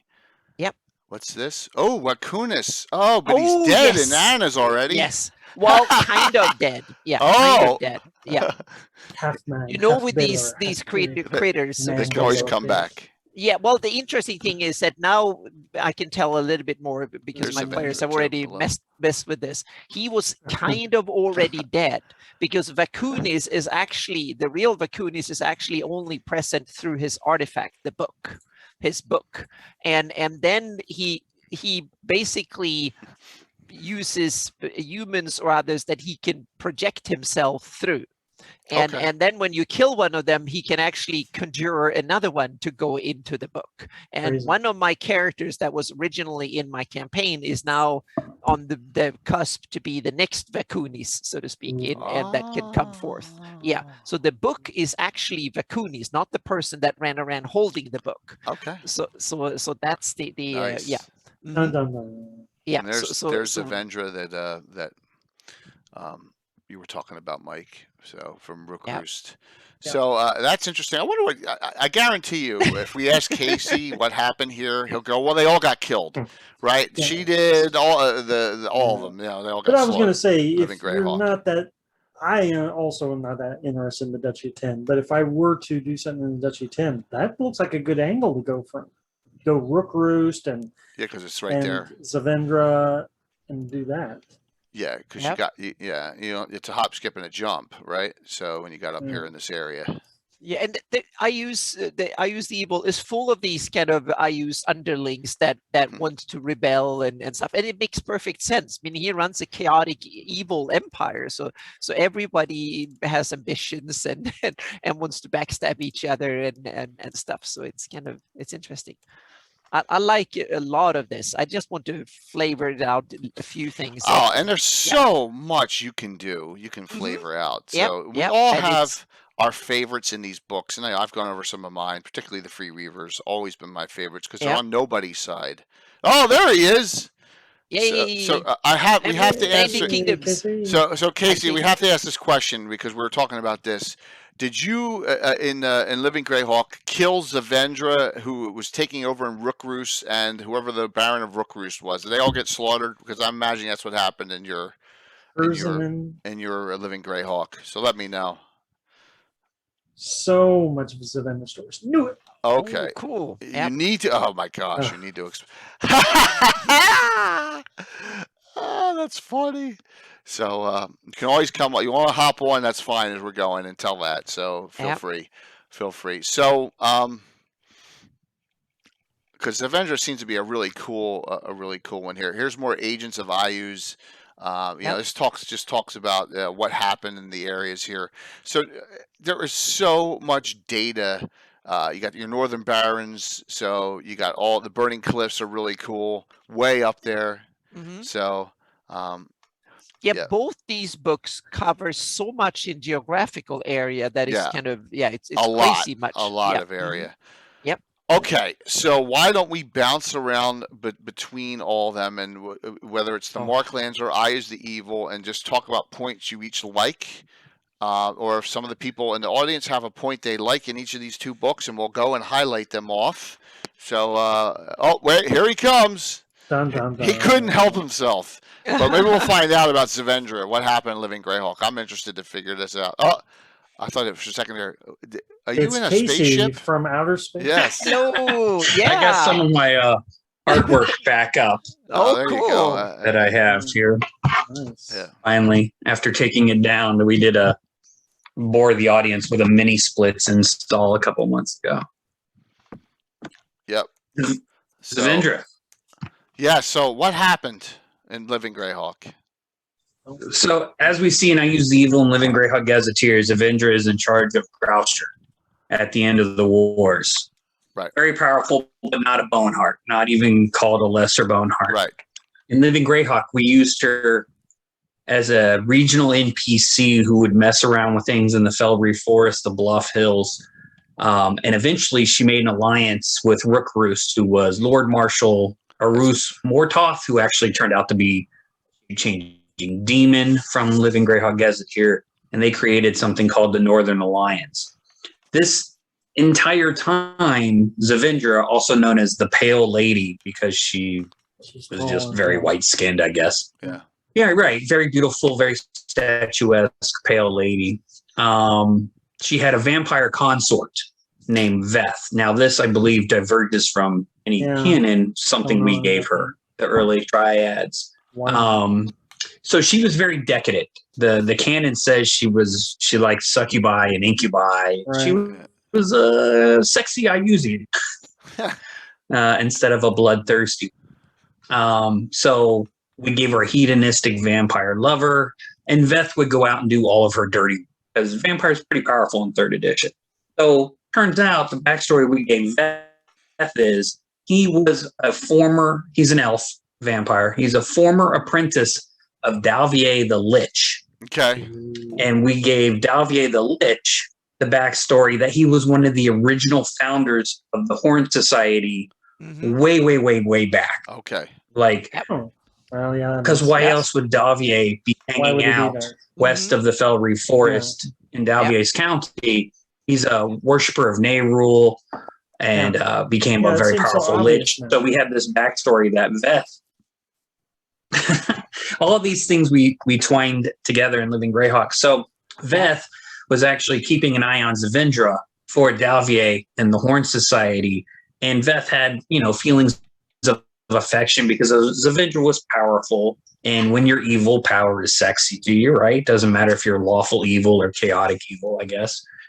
And he bided his time, and Veth was machinating to set up Zavendra so that in a moment of weakness, he would be there. If she got killed or something, he could then turn her into a vampire and convert her to the worship of Nerul And Zavindra, at the end of the campaign, was actually a hierarch of the Horn Society. Because the Horn Society was secretly rebuilding. Beth was a hierarch. Zavindra was a hierarch. Yeah, that's So she exactly. Was she a vampire or she stayed human? No, she became a vampire. Now, everyone thought she had previously been a vampire the whole time because everyone, they never saw her out in daylight. Well, that's because she was pale. She didn't want to get sunburned. Okay. People always thought she was a vampire during Living Greyhawk. And Susan Threadgill, my friend, who we see on the streams, leads Zavindra at that costume ball LARP that we've talked about. Oh, yeah. Okay. I forgot about that. Really. Is she doing all right? Yeah. So, yeah, Susan did a great job playing Lady Zavindra at this ball. It was the costume ball in Rook Roost, like in 594 TY or something like that. So the whole background was that the Horn Society was slowly trying to rebuild. They couldn't do it openly because the Iuzians were too powerful. We made Crans are very powerful, like 17th level or something like that, hanging out down there in Rift Crag. We've got Fleischreiber, south of the Felreave, where several of the Boneheart were known to experiment on demons and undead, that's the former Green Keep. One of the fiefdoms in the Bandit Kingdoms was the Green Keep. Well, that was the keep. It got turned into Fleischreiber. Oh, did not know that. Yep. Yeah. And then you had crazy people over in Wormhall who'd been instilled by the Iuzians. So there was a whole bunch going on in the Felreave Forest. I forget who else we turned into hierarchs. I think there was a PC who died horrifically during an interactive. This guy had taunted the Triads and the Circle members with an in-character post after an adventure. He taunted Boneheart Jumper. He's the one that got attached to they put him on the wall. Is that guy? Right. Yeah, I remember that story. So, during an interactive, we ran a high-level table, and Theo, one of our Bandit Kingdoms colleagues, came up with the idea of using Keek, the lesser, the Bone Shadow. Keek. We were talking about that, I think it was. And Keek surprised this very arrogant PC during the adventure and turned him into glass and then used a quickened shatter spell on him. So it was like boom, boom. And he had previously cast a wish so that the target of the spell automatically fails his saving throw. All these 3rd edition cheese stuff you could do. Yeah.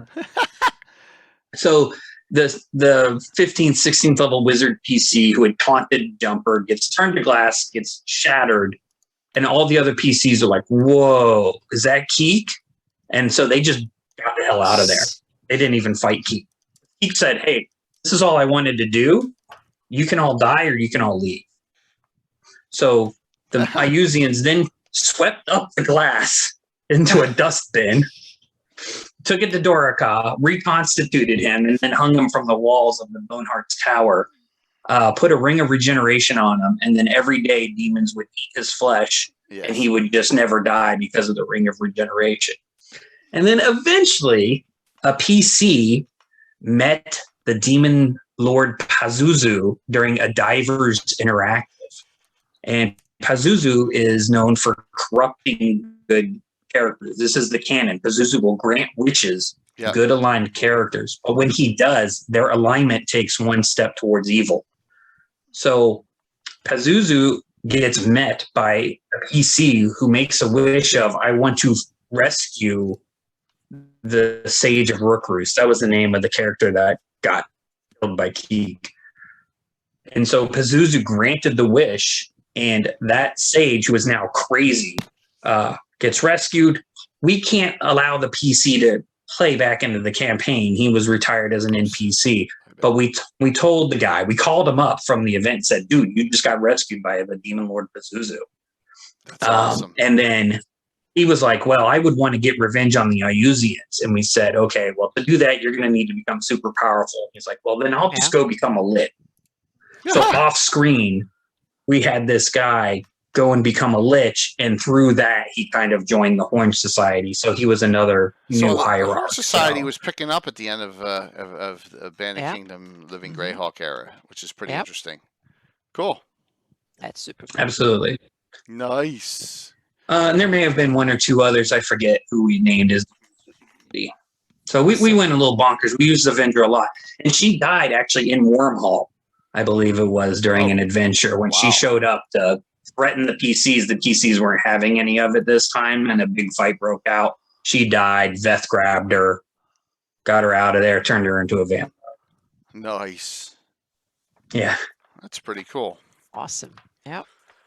So yeah, we're going over, Marklands Iuz the Evil, and just talking about some key points. And Zavendra came up, and Mike's story about what her plot was, and I knew you'd have a story for it if it didn't happen. The Banning Kingdoms, and it went really deep. That's really cool.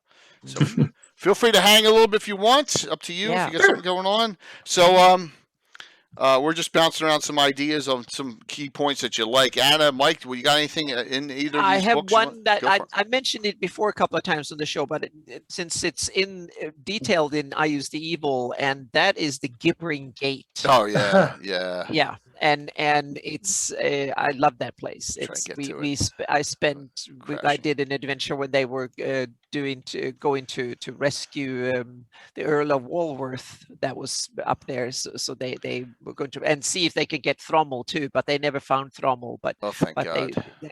So that's why he's Schrodinger's prince. They don't know if he's alive or dead. So the Gibbering, So what? They're trying to find Holmer, or is that? Well, yeah, exactly. Holmer. They saved Holmer, so to speak. So back in the day, and Katarina was part of that team, so to speak. That's my retcon of the story, so to speak. So, and this is many it's got to be here that was during the war. But so it would help explain why Katarina is such a badass. She needed to have done something to get all the. Well, levels. in my campaign, she's actually she's a gold dragon, and was placed by Yeah, she's the daughter of one of Bahamut's, because Bahamut is an aspect of Hieronymus is Bahamut, the arch paladin, so to speak. So Hieronymus is an aspect of Bahamut, and so Bahamut have 7 gold dragons that are his protectors, and one of these gold dragons is Arkail, and he's an ally of Selene and the elves.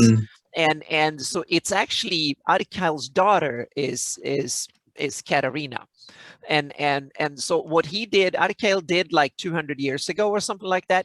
When he realized, now I have a young dragon that I wanted to have. Because in my campaign world, they need a dragon can assume whatever humanoid form they get impregnated on when they're hatchlings. So Arkail placed Katarina with the Walworth family in order to get her trained as a paladin and get her become a human, so to speak, and to get that form. So she served there, and then she served, and since she was by noble birth, so to speak, she served in Belvor's court as Belvor's bodyguard during the war. And so when Holmer was captured, then Katarina volunteered to be part of lead the force to go and get him. So she did, and that's her story. And now she's in my campaign. But we played out that scenario, and we had a lot of fun with Gibbering Gate. I detailed that, and that's one of I need to kind of get those old sketches and stuff up to snuff and detail it. And it's in Iuz the Evil is just portrayed as a crazy place and nothing else. Yeah. But I took that crazy and said that's just a facade that I use in order to protect the real purpose of the Gibbering Gate. That's his maximum security prison, where he stashes away things that he wants to be hidden, so to speak, and prisoners and others he wants to be hidden away, far away up in the north. And it's kind of just an open flat plain around it, meaning it's almost impossible to come secretly there. And so all these people that are in the so-called asylum, they are undeads that are in the moat is full of these gibbering undeads that yell and shatter and scream. They are actually the moat around it. So they are projected, and their souls are locked in the real prison, so to speak. So if you want to rescue someone, you have to get their soul from inside, and you have to get their body out among all the undeads and find it. and stuff. So it's kind of, yeah, and it's run by some nasty demons, and the prison guards, so to speak, are not from this world. They are kind of, and it's also extra dimensional, so to speak. So there's only one way in, and that's the gate, so to speak. So even if you hack through the wall, you don't get to that special dimension where the actual prison is. I would inside. just say anything in there is lost, and I would never even attempt it. It's just too nasty. but what they were 15th level character, and they had a gold dragon as their leader, and I also ran the adventure in reverse. I had the end boss battle at the beginning, and they got all the treasure as special items so they can get in, and then you got significant, they lost things during the way, so to speak. So there was no treasure at the end, and the big boss fight was in the beginning. They only had a time where they were supposed to attack it and try to get in, and that's when they had a diversion attack. So there were 2 gold dragons that attacked the place, and while they were trying to get in to distract all the guards and stuff, and so on. So we had the huge fight. It took like 4 sessions just to get into the damn place, and then they got in. And then after a while, they realized that if all these nasty things are locked in, I wonder what actually keep them locked in. So someone said after, like, on the 5th session, that they kind of said they got so spooked that they were like, we're going to hide in the cell here for a bit and recover all our spells and stuff. It was fun. It's funny you jumped to Gibbering Gate, because that is the adventure in Living Greyhawk where the Sage of Rookroost, he wrote this letter to Jumper, and I published the letter in my book, $9.95 on Amazon. Yes, sir. There we go. On page 79. And if you don't mind, if you'll indulge me, I'll read it, because I don't remember much about Gibbering Gate without looking at I Use the Evil.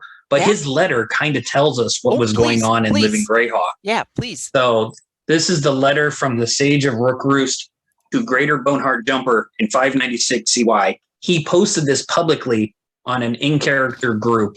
We used the Yahoo groups back then, which is why we then had Keith go after him. This is what he said.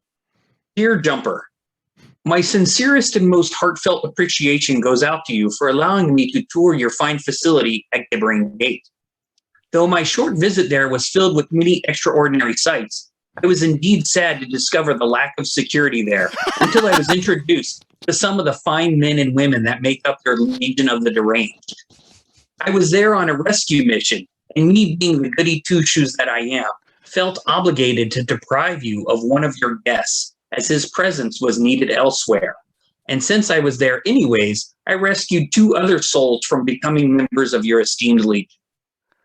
I stopped by your tower, but you were away on other business, and I apologize, but I was fresh out of parchment that day. But I didn't wish to be rude, so I left my calling card written on the side of your tower indicating the Sage of Rookroost was here. Oh, and before I forget, I regret to inform you that my colleagues and I had to send a few of your minions to meet Old Wicked personally. No hard feelings. My warmest wishes to your future failures, and say hello to Null for me. Regards, the Sage of Rookroost. That is awesome. Oh, that is so great. Oh my gosh. Yeah, that's what got him turned into glass and shattered by Keith. Yeah. See, nice. I don't allow Rings of Regeneration to be used for torture. Sorry. Well, we were the Bandit Kingdom. Iuz don't follow the rules anyway, so even if I had that rule, Iuz would break it. It happens multiple times from the Ashes. I just don't like it. Yeah. Oh, does it? Yeah. Oh yeah. The Sea of Medegia, the guys that and they also the screaming column in Rossi's on the Grand Square. There's a screaming column that has regeneration, so they can torture people forever. Not a fan. So Mike, you got something you'd between these 2 books you want to share? Haven't covered. That's a good one.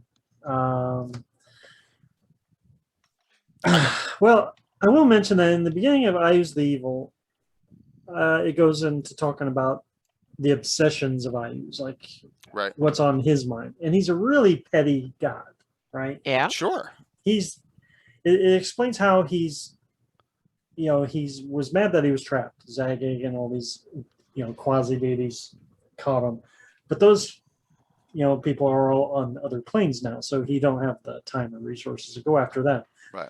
Well, he's also mad at Robilar and all those people who Rigby. freed him. They Yeah. freed him, but they also tried to kill him.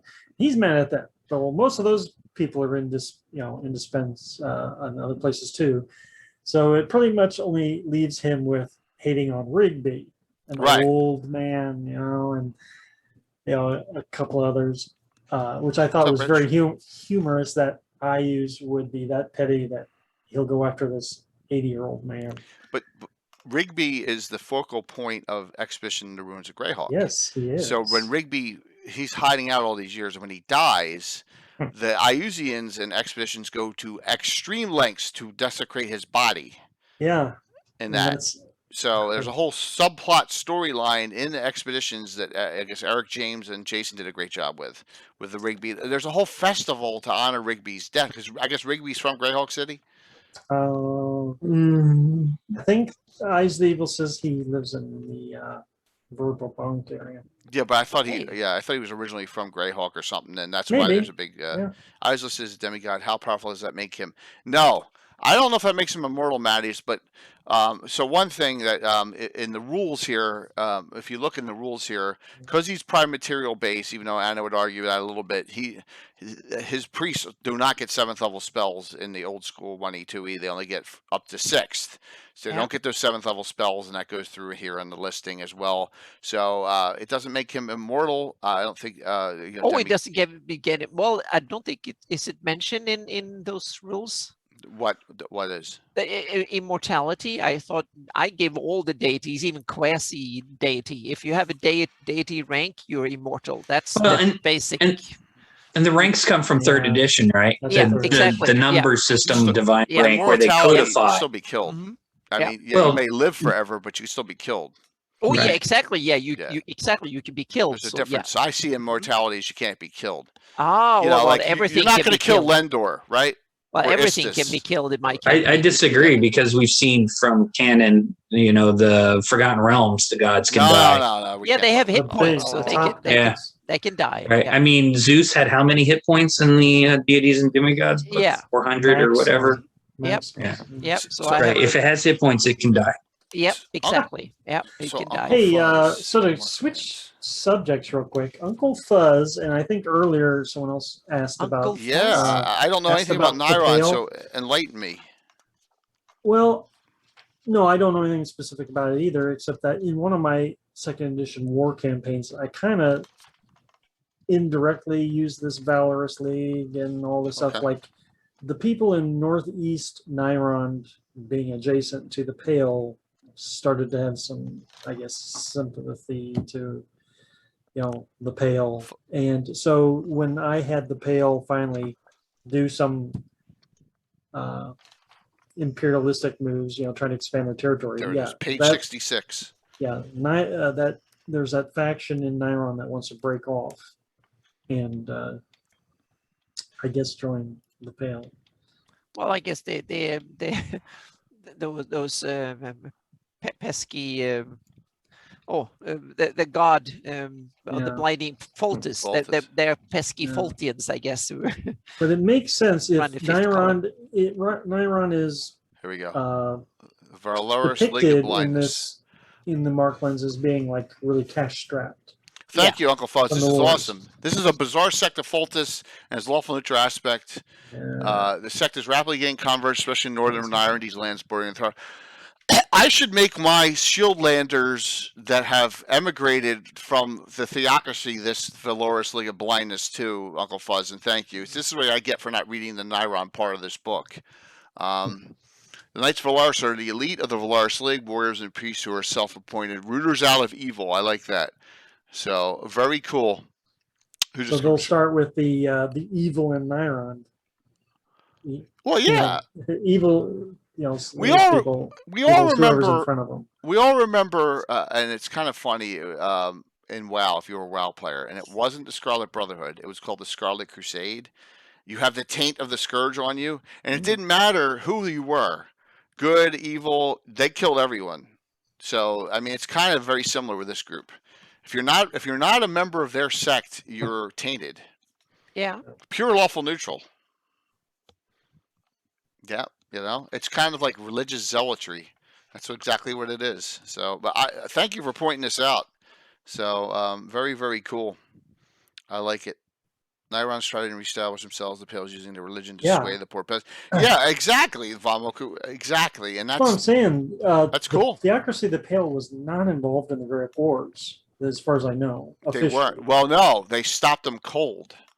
Oh, yeah. It Yeah. says in there that they stopped any in movement Yeah. within them cold because of So they didn't lose any land. They didn't maybe lose much resources. So post wars, the Pale should be in a good position too. The Pale was fighting 10 up until 10 dissolved into chaos because of Iuz. Yeah. and then because They were of fighting in the woods there. If you go to the map and look at the then because yeah, of if the you look at magic the mist. intersection What of the- And then 10 falls. What was the hell the magic and mist the called again? Pale. What was that called that happened there? It's the woods are named after it, I think. The So The Frostwood? Fosswood. if you zoom in on the woods, That's Frostwood. Yeah. you know, but there's a mist wood around there too, isn't there? Atherstone, wasn't Oh that yeah, it? there's a little wood in there. Yeah, there's another Well, wood. so Dimray, the Pale, and 10 had three-way You're fighting you're cutting out like Jason Zavoda. going on. We're not, Regardless, Casey, we're not getting any of it. It's like every fourth. Yeah, you're word. cutting out back You're and cutting out forth. really bad. You have a buffering or something. Yeah, it's buffering really bad. I'm going to turn off the Twitch stream. Okay, sounds good. That's probably a good idea. Yeah. Try it now. I think it Can you guys hear me? Yes, Yep. clear. Sorry. During the Greyhawk Wars, 10 and the Pale were fighting each other, I believe, in the Frostwood in that area. Then obviously I use messes with 10, right? The Marauders or the Stonefisters or something like that. Yep. Dimray completely stops the Iuzian advance in their neck of the Bandit Kingdoms. It's not detailed in canon. I create the backstory for it, put it in my book. But the short version is the Iuzians at this point weren't led by Kranzer. He had gone off to do something else. So some idiot blackguard is leading the attack on Dimray. Dimray uses, the Fulton lawful neutral power to fight off all the demons and fights them to a standstill. And then there's a peace treaty between Dimray and Iuz in canon. And as a result, so then Kranzer is like, I leave for like a few days and you guys can't even conquer this small country. He takes back over and he marches south through the Duchy of the Arconsume and they destroy the capital of the duchy and it becomes Wraithkeep, I believe is the backstory for Wraithkeep there. And then they keep going. They go down into, Suresh, the Balmond area. That's another fiefdom. And they go all the way down to the Principality of Red Hand, Okay, cool. where Zeech capitulates instead of being destroyed. And then they go back towards the Shieldlands. But during this journey, Kranzer is just installing little Iuzian puppet leaders all over the countryside. I want to go back to one of my points of notation here before we finish up, and that is the Realm of the Timeless Tree. Really love the detail that's put into. Now, I'm not a fan of the moonbeam or whatever the frick it's called. The moon phase crap where they go off.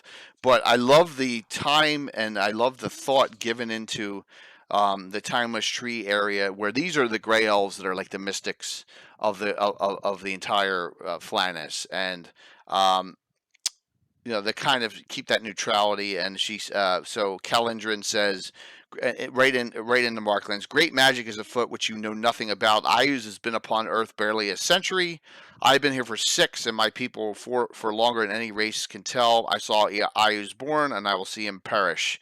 He's barely a small wave coming to the shoreline of history. There you go. Just a blip in time to them. Kind of puts that thing in perspective. So that's why I mean there's a contradiction between that and Serenal having this, getting summoned away at 250 years old. So, but no points. There you are, Cannibal. Good to see you, man. No points awarded. What does that mean? Iuz is adult. It's just the orcs call him that because he doesn't die within the first 35 years of life. Most of them do. Yeah, so I think that demigods on their home planes can be definitely be killed. So, okay, trying to show your cat on stream. Got it. Got Is it. that what crashed? We're good. Oh yeah, cats. Now, during Living Greyhawk, Iuz got some promotions in power, and that was the final core arc for year 8. Was Britt trying to figure out whether or not Iuz makes it to intermediate god rank? I think it was from lesser, which would require him vacating the prime material plane, because then the agreement about who can live and who can't live on the plane is based on the power, because then say Cuthbert would get to do something and Kellenin would get to do something, but Britt, that's the one where Britt says he's never going to release the results of the Living Greyhawk story arc because he didn't get the results back from the tables. And we've talked about that during the previous show where we had Britt on as a guest. Yeah. Well, that's good to know, because don't go there with that. Speaking of Kellenin and Merlin, I really find it, and I know Gary's not on right now to defend himself, so I'm going to take a shot. I really find it really interesting that he really does not like what they did in Slavers, giving specialty priest abilities to Merlin or Kellenin. I was shocked. I mean, that he's not a fan of that at all. Well, Garn disagrees with Gary. So. I know, exactly. Especially if you're going to be in the Grand Melee, Garn. That's right. Yes, it's going to be awesome. I'm not running my tournament in that time slot. So you can play, of course. That's right. That's awesome. It's going to be exciting, very exciting. So look, going into Virtual GreyCon real quick. All the events except for Troller Games' highlight streams are all in the system, so you can look at all of them ahead. You don't even need to have registered. You can go look and see all the games that are in right now. There's still a whole bunch of games that haven't been put in. No Greyhawk Reborns have been put in yet. No Alan Growy games have been put in yet, and the 2 Troller Games events haven't been put in yet. And then there's some other people that are going to put in some other things too. But there's a really nice mix of some great content this time. Really fantastic content. I am excited, very excited about it. Plus, within the next 2 weeks, I'm going to show the custom artwork made for Virtual GreyHawkCon 2 on a live stream coming up, and we're going to have some T-shirts made for GreyHawkCon, so we're going to step up into the big leagues here. So, DK Tourney 2 is going to be set in Gloucester. Yes! Speaking of Zavindra, and Zavindra is going to be part of that story. Really? That is awesome. Yes. Oh, I did not know that. That is really, really cool. That's fantastic. So, no, it's drawing. Exclamation point drawing, Soma. Exclamation point drawing. So, coming on time here. This is 4 streams and 5 nights.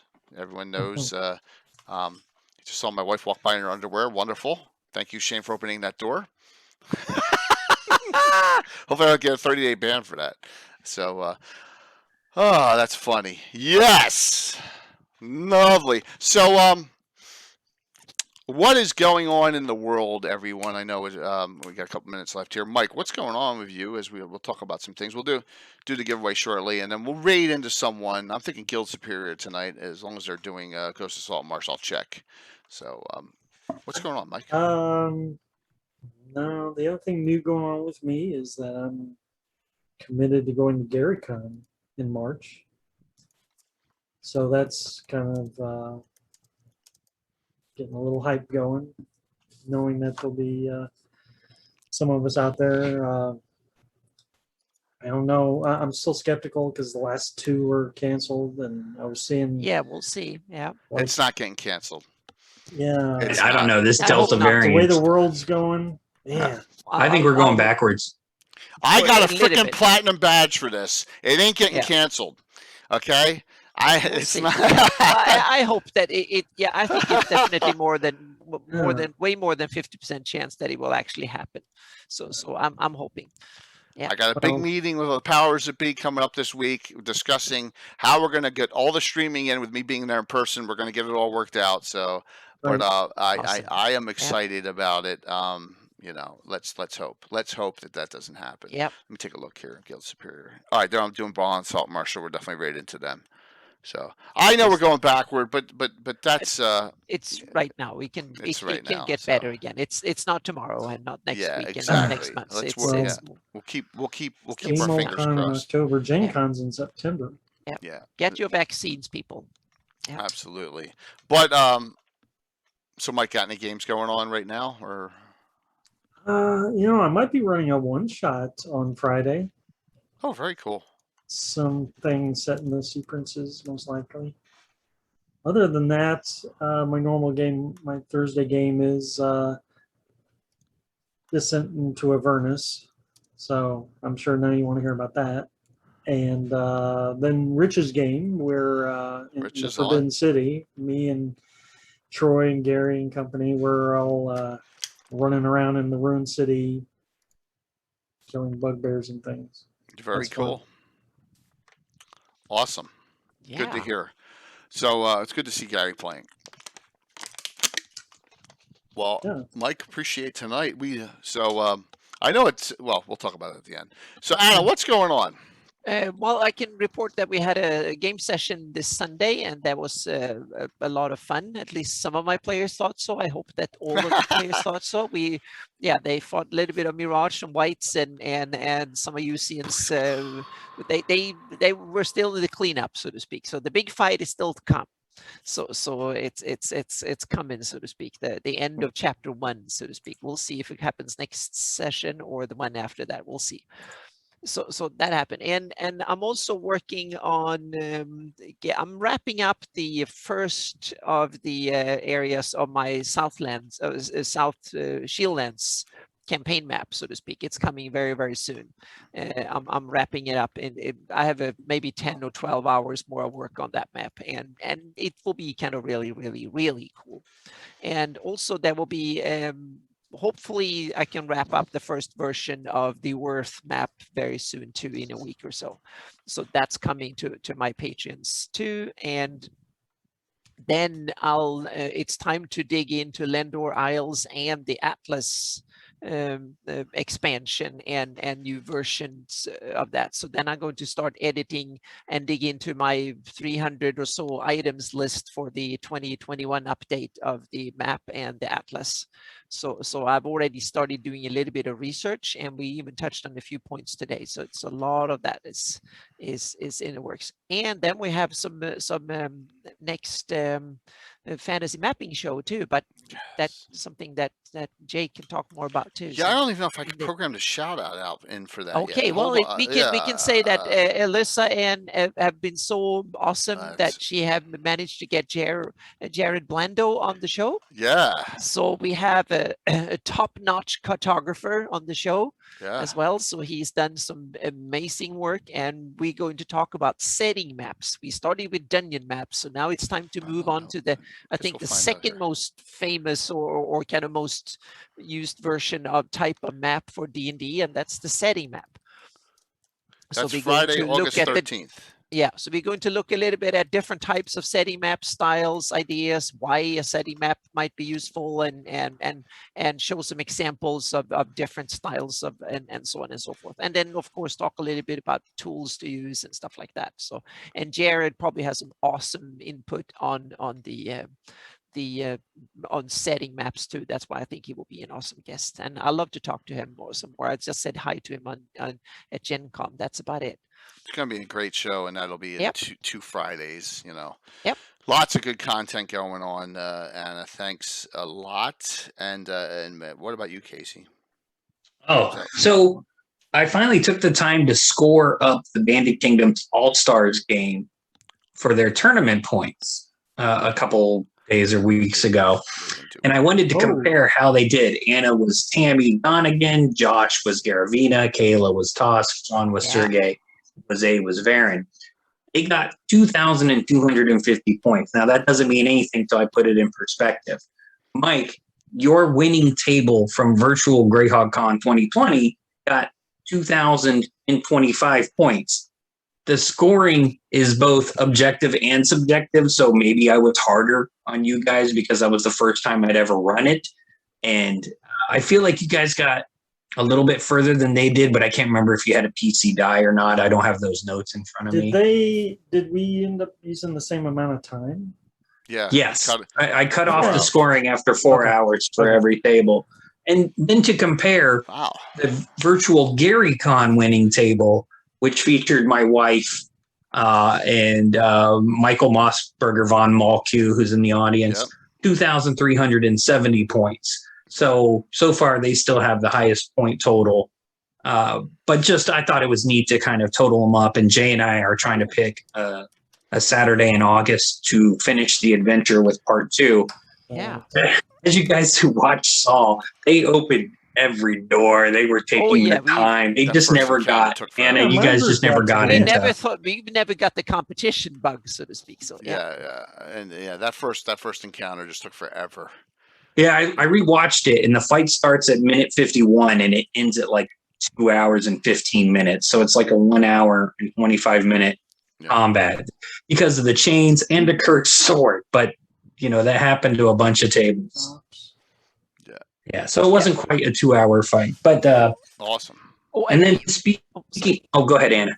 I was just going to say, I saw that Matthias said that the episode 3 of Greycast is dropping Monday, and I must say that episode 2, that is their interview with me, is on the Greycast And number podcast. 1's Mike.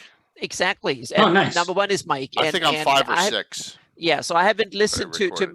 my episode, but I've listened to the episode with Mike, and that was fantastic. Mm-hmm. So definitely go in and listen to and subscribe to the Greycast podcast. They are fantastic. Awesome. Jay and I also need to pick a Saturday in August, hopefully, maybe, for the Barrier Geeks and or Cannon Fodder or some sort of mashup. I've told Jay, because we're having, scheduling issues with the various groups, that Garn is just going to be a mercenary captain. And he's just going to find out. Yeah, he's just going to find out who's available whenever Jay says, put a team together, and we'll go from there. So hopefully we can do that. This Saturday, I know you're going to raid into Salt March. I run my monthly Salt March game this Saturday. The PCs are 7th level. 3 of them are 8th level. There is no APL 8 adventure in Ghosts of Salt March. They skip level 6, 8, and 10. So this is a filler. And I've decided, don't tell my players. I don't think any of them are watching this, but my wife is in another room, so I need to be quiet. But I'll just keep it for a surprise. I don't want her to hear me, but I'm going to do something awesome with them on Saturday that should blow their minds. Cool. It's set in the Hool Marshes. And then finally, every other Monday, I'm still running Candlekeep Adventures. We just started this. We segged our Dragon of Ice Spire Peak and its sequels campaign. We had a player give birth and, taking maternity leave from work and the campaign. So we're doing Candlekeep Mysteries as a campaign, which it's not designed for at all. No, it's not. They're all completely all over the place. So we've made the PCs. They're all employees of Candlekeep. Well, that makes sense. It's kind of like that Warehouse 13. Exactly. We're going with like a Scooby-Doo Warehouse 13. Or the librarians. That'll work too. Yeah, so Wiley. one does security, one does acquisitions, one works the stacks, That's good. That kind of thing. So they're on the second adventure, and we're just doing milestone leveling. So every time they complete an adventure, they'll go up a level to do the next one. We're having a lot of fun with that. I started at the end when running Xanthoria, and I'm so glad I did because it really gave me a lot of arcs into, and I'll talk about that in a second. Yeah, Warehouse 13 was cool. It had the Q guy doing that, if I recall. What's his name? Who was Q? Was the main character in that? Yeah. Was he? I think he was in the first. I feel like that's not right. Maybe, I don't know. My brain shut off this late at night. All right, so what's going on? Just flipping screens here. Well, thanks, Casey. Thanks for hopping on. So tomorrow night, Thanks for having me. Venture number 920, Malevolence at the Tree of Life. Because of the Xanthoria plague, all the rangers and a lot of the indigenous creatures of the southern Sus and Selene have all been killed by the plague. And there's when there's holes, evil takes hold. So the Night Stalkers are going to be going on a mission deep into the Sus to see what they can do about saving or repairing or fixing. And you probably have seen these pics up here. This is a wonderful Your tree. Yeah, that is the ancient shrine from Infinite Dimensions that Bill has taken the top of it and completely, you wouldn't even know it was the same sculpt print, and completely turned that into a wonderful tree. And I'm calling, that's I've used that in another place near Warmonger's Tower, but for this adventure, we're utilizing that piece. The great thing about this is I have a full house tomorrow. I have 6 people at my table tomorrow night, counting me 7. It's going to be a blast. Tim, Ever Mysterious Tim is playing, and along with Tim's daughter. Ooh, so a rare Thursday night. That Tim and his daughter, who's back from college, will be playing a special character in my campaign. You'll see. She's run before. She's kind of a crossover character. Tim lets her use her in her campaign too. That's tomorrow night. All right. And what level is that group? That group is 6th, 7th, 8th, and 9th. The specialty priests are both 9th. Most characters are 8th or 7th in that group. Yeah. We have Shadow Mage Thieves running around. We have specialty priests of the Red Knight, specialty priests of Merlin, a Barbarian, one of the most hated NPCs, Gilthanus Markham, the Duelist. Yeah, we got a lot of great. Catherine von Poppen, the Inquisitor. We got a lot of great characters in that one. Then a lot of your NPCs are hated. It's on purpose. Michael Baton, Fritz Winchester, come on, Gilthanus Markham, yes. John Q. All right, John Larroquette. Okay, I was close there. So don't forget, Saturday morning, Tim. I'm just producing Desperate Land Part 2. I know Patrick's playing. I know Kayla's playing. I know John from Blue Box is playing. I don't know who else is playing. Whoever Tim got together. Oh, Very sad. Mike Disney's playing. Oh, wow. Yeah, Mike Disney's playing too. So there you go. So that will be stream number 3, and that is the Underdogs Part 2. And we'll see where that goes. And I get to sit back and watch. That's Saturday morning, 10 a.m. No Saturday night stream. Okay, good, Dwayne. You're playing again too. That's great to hear. So some of the core group is there as well. And then this is bigger deal than a lot of people know because we're not in this realm. The crafters are. The crafters know how big of a deal this is, but Sunday night's Gavin, I have a legend of miniature creating, Christine Van Patten on, along with Mike Disney and Billy Master Crafter. And it's called Sculptor, Painter, and Crafter. And we start from how a mini's made, right? How a Reaper miniature is made, how a Dark Sword miniature is made, how a 3D print sculpt miniature is made. This is going to be an awesome discussion. I'm really looking forward to this, and just Christine's giving me some really great picks of stuff upcoming. And if you go on a Reaper site and you see who the sculptor is on a lot of these, man, has done a ton of them. A lot of the Reaper Bones 5 stuff is all Christine, and Skarn. We know our Skarn miniature, that's Christine. And some others. This is going to be a great discussion Sunday. So please tune in for that. That'll be on Gab, and that's as far out as I am. So we need to schedule Casey's game. We need to schedule. Like I said, I'm trying to get Eric Mengi to contact me back, and that hasn't happened yet. And so we got to work on some of that. Some of that stuff. Michael Von Moko, I'll talk to you in a second. Remember, Merlin is in the Slavers. Merlin's in the Slavers reference book for especially Priest, but I'll talk to you about that. So anyone else have anything? If not, we're going to do the giveaway here. Let's hit this up, and you got something, Mike, or you're just going thumbs up? Do it! I know you're probably exhausted. Yep. All right, here we go. Last call. Closing out entries. Here we go. The winner, and you get your choice. So you gotta speak up. Is Tim Enoch Pratt. Congrats, man. Enoch Pratt. Tell me which one. Do you want The Adventure Begins? Do you want the original? These are all reprints, by the way. Do you want The World of Greyhawk Glossography, or do you want Treasures of Greyhawk? Which one do you want, Tim? Yeah, pick one. Let me know. Tim, Enoch. Glossography. Awesome. I got your address. I'm almost positive. I will send that out tomorrow. I'll get it right out tomorrow. Let's raid into Guild Superior, who's running Ghost of Saltmarsh, and they are at Virtual GreyhawkCon. Please sign up for Virtual GreyhawkCon. We're getting there. I think there's like 60 sums registered, and there's like 38 events already.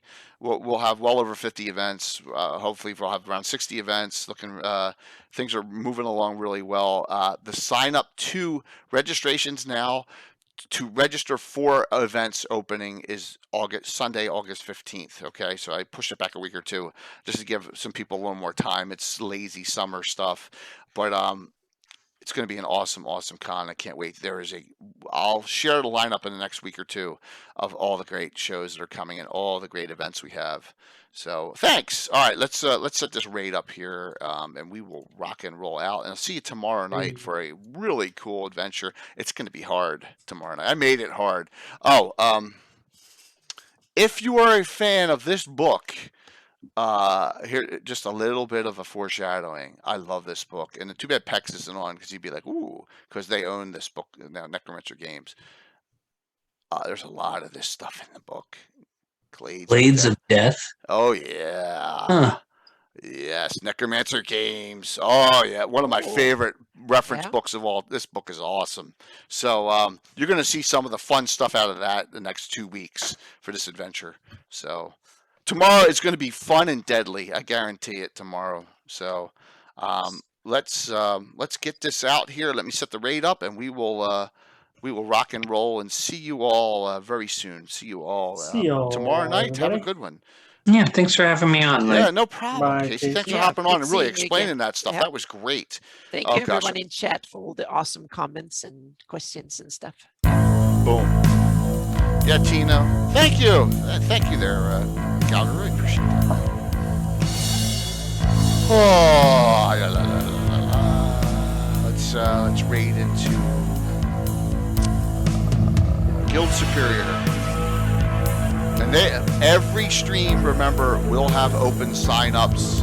Every highlighted stream is required to have a minimum of 2. Look at that. Almost, yes. 74, 75, wonderful. 5, 4, 3, 76, 2, 1, 77. See you tomorrow night. Thank you, everyone. Nice raid. For a Wednesday night, that's an awesome raid. 77 people. Awesome. Let me just...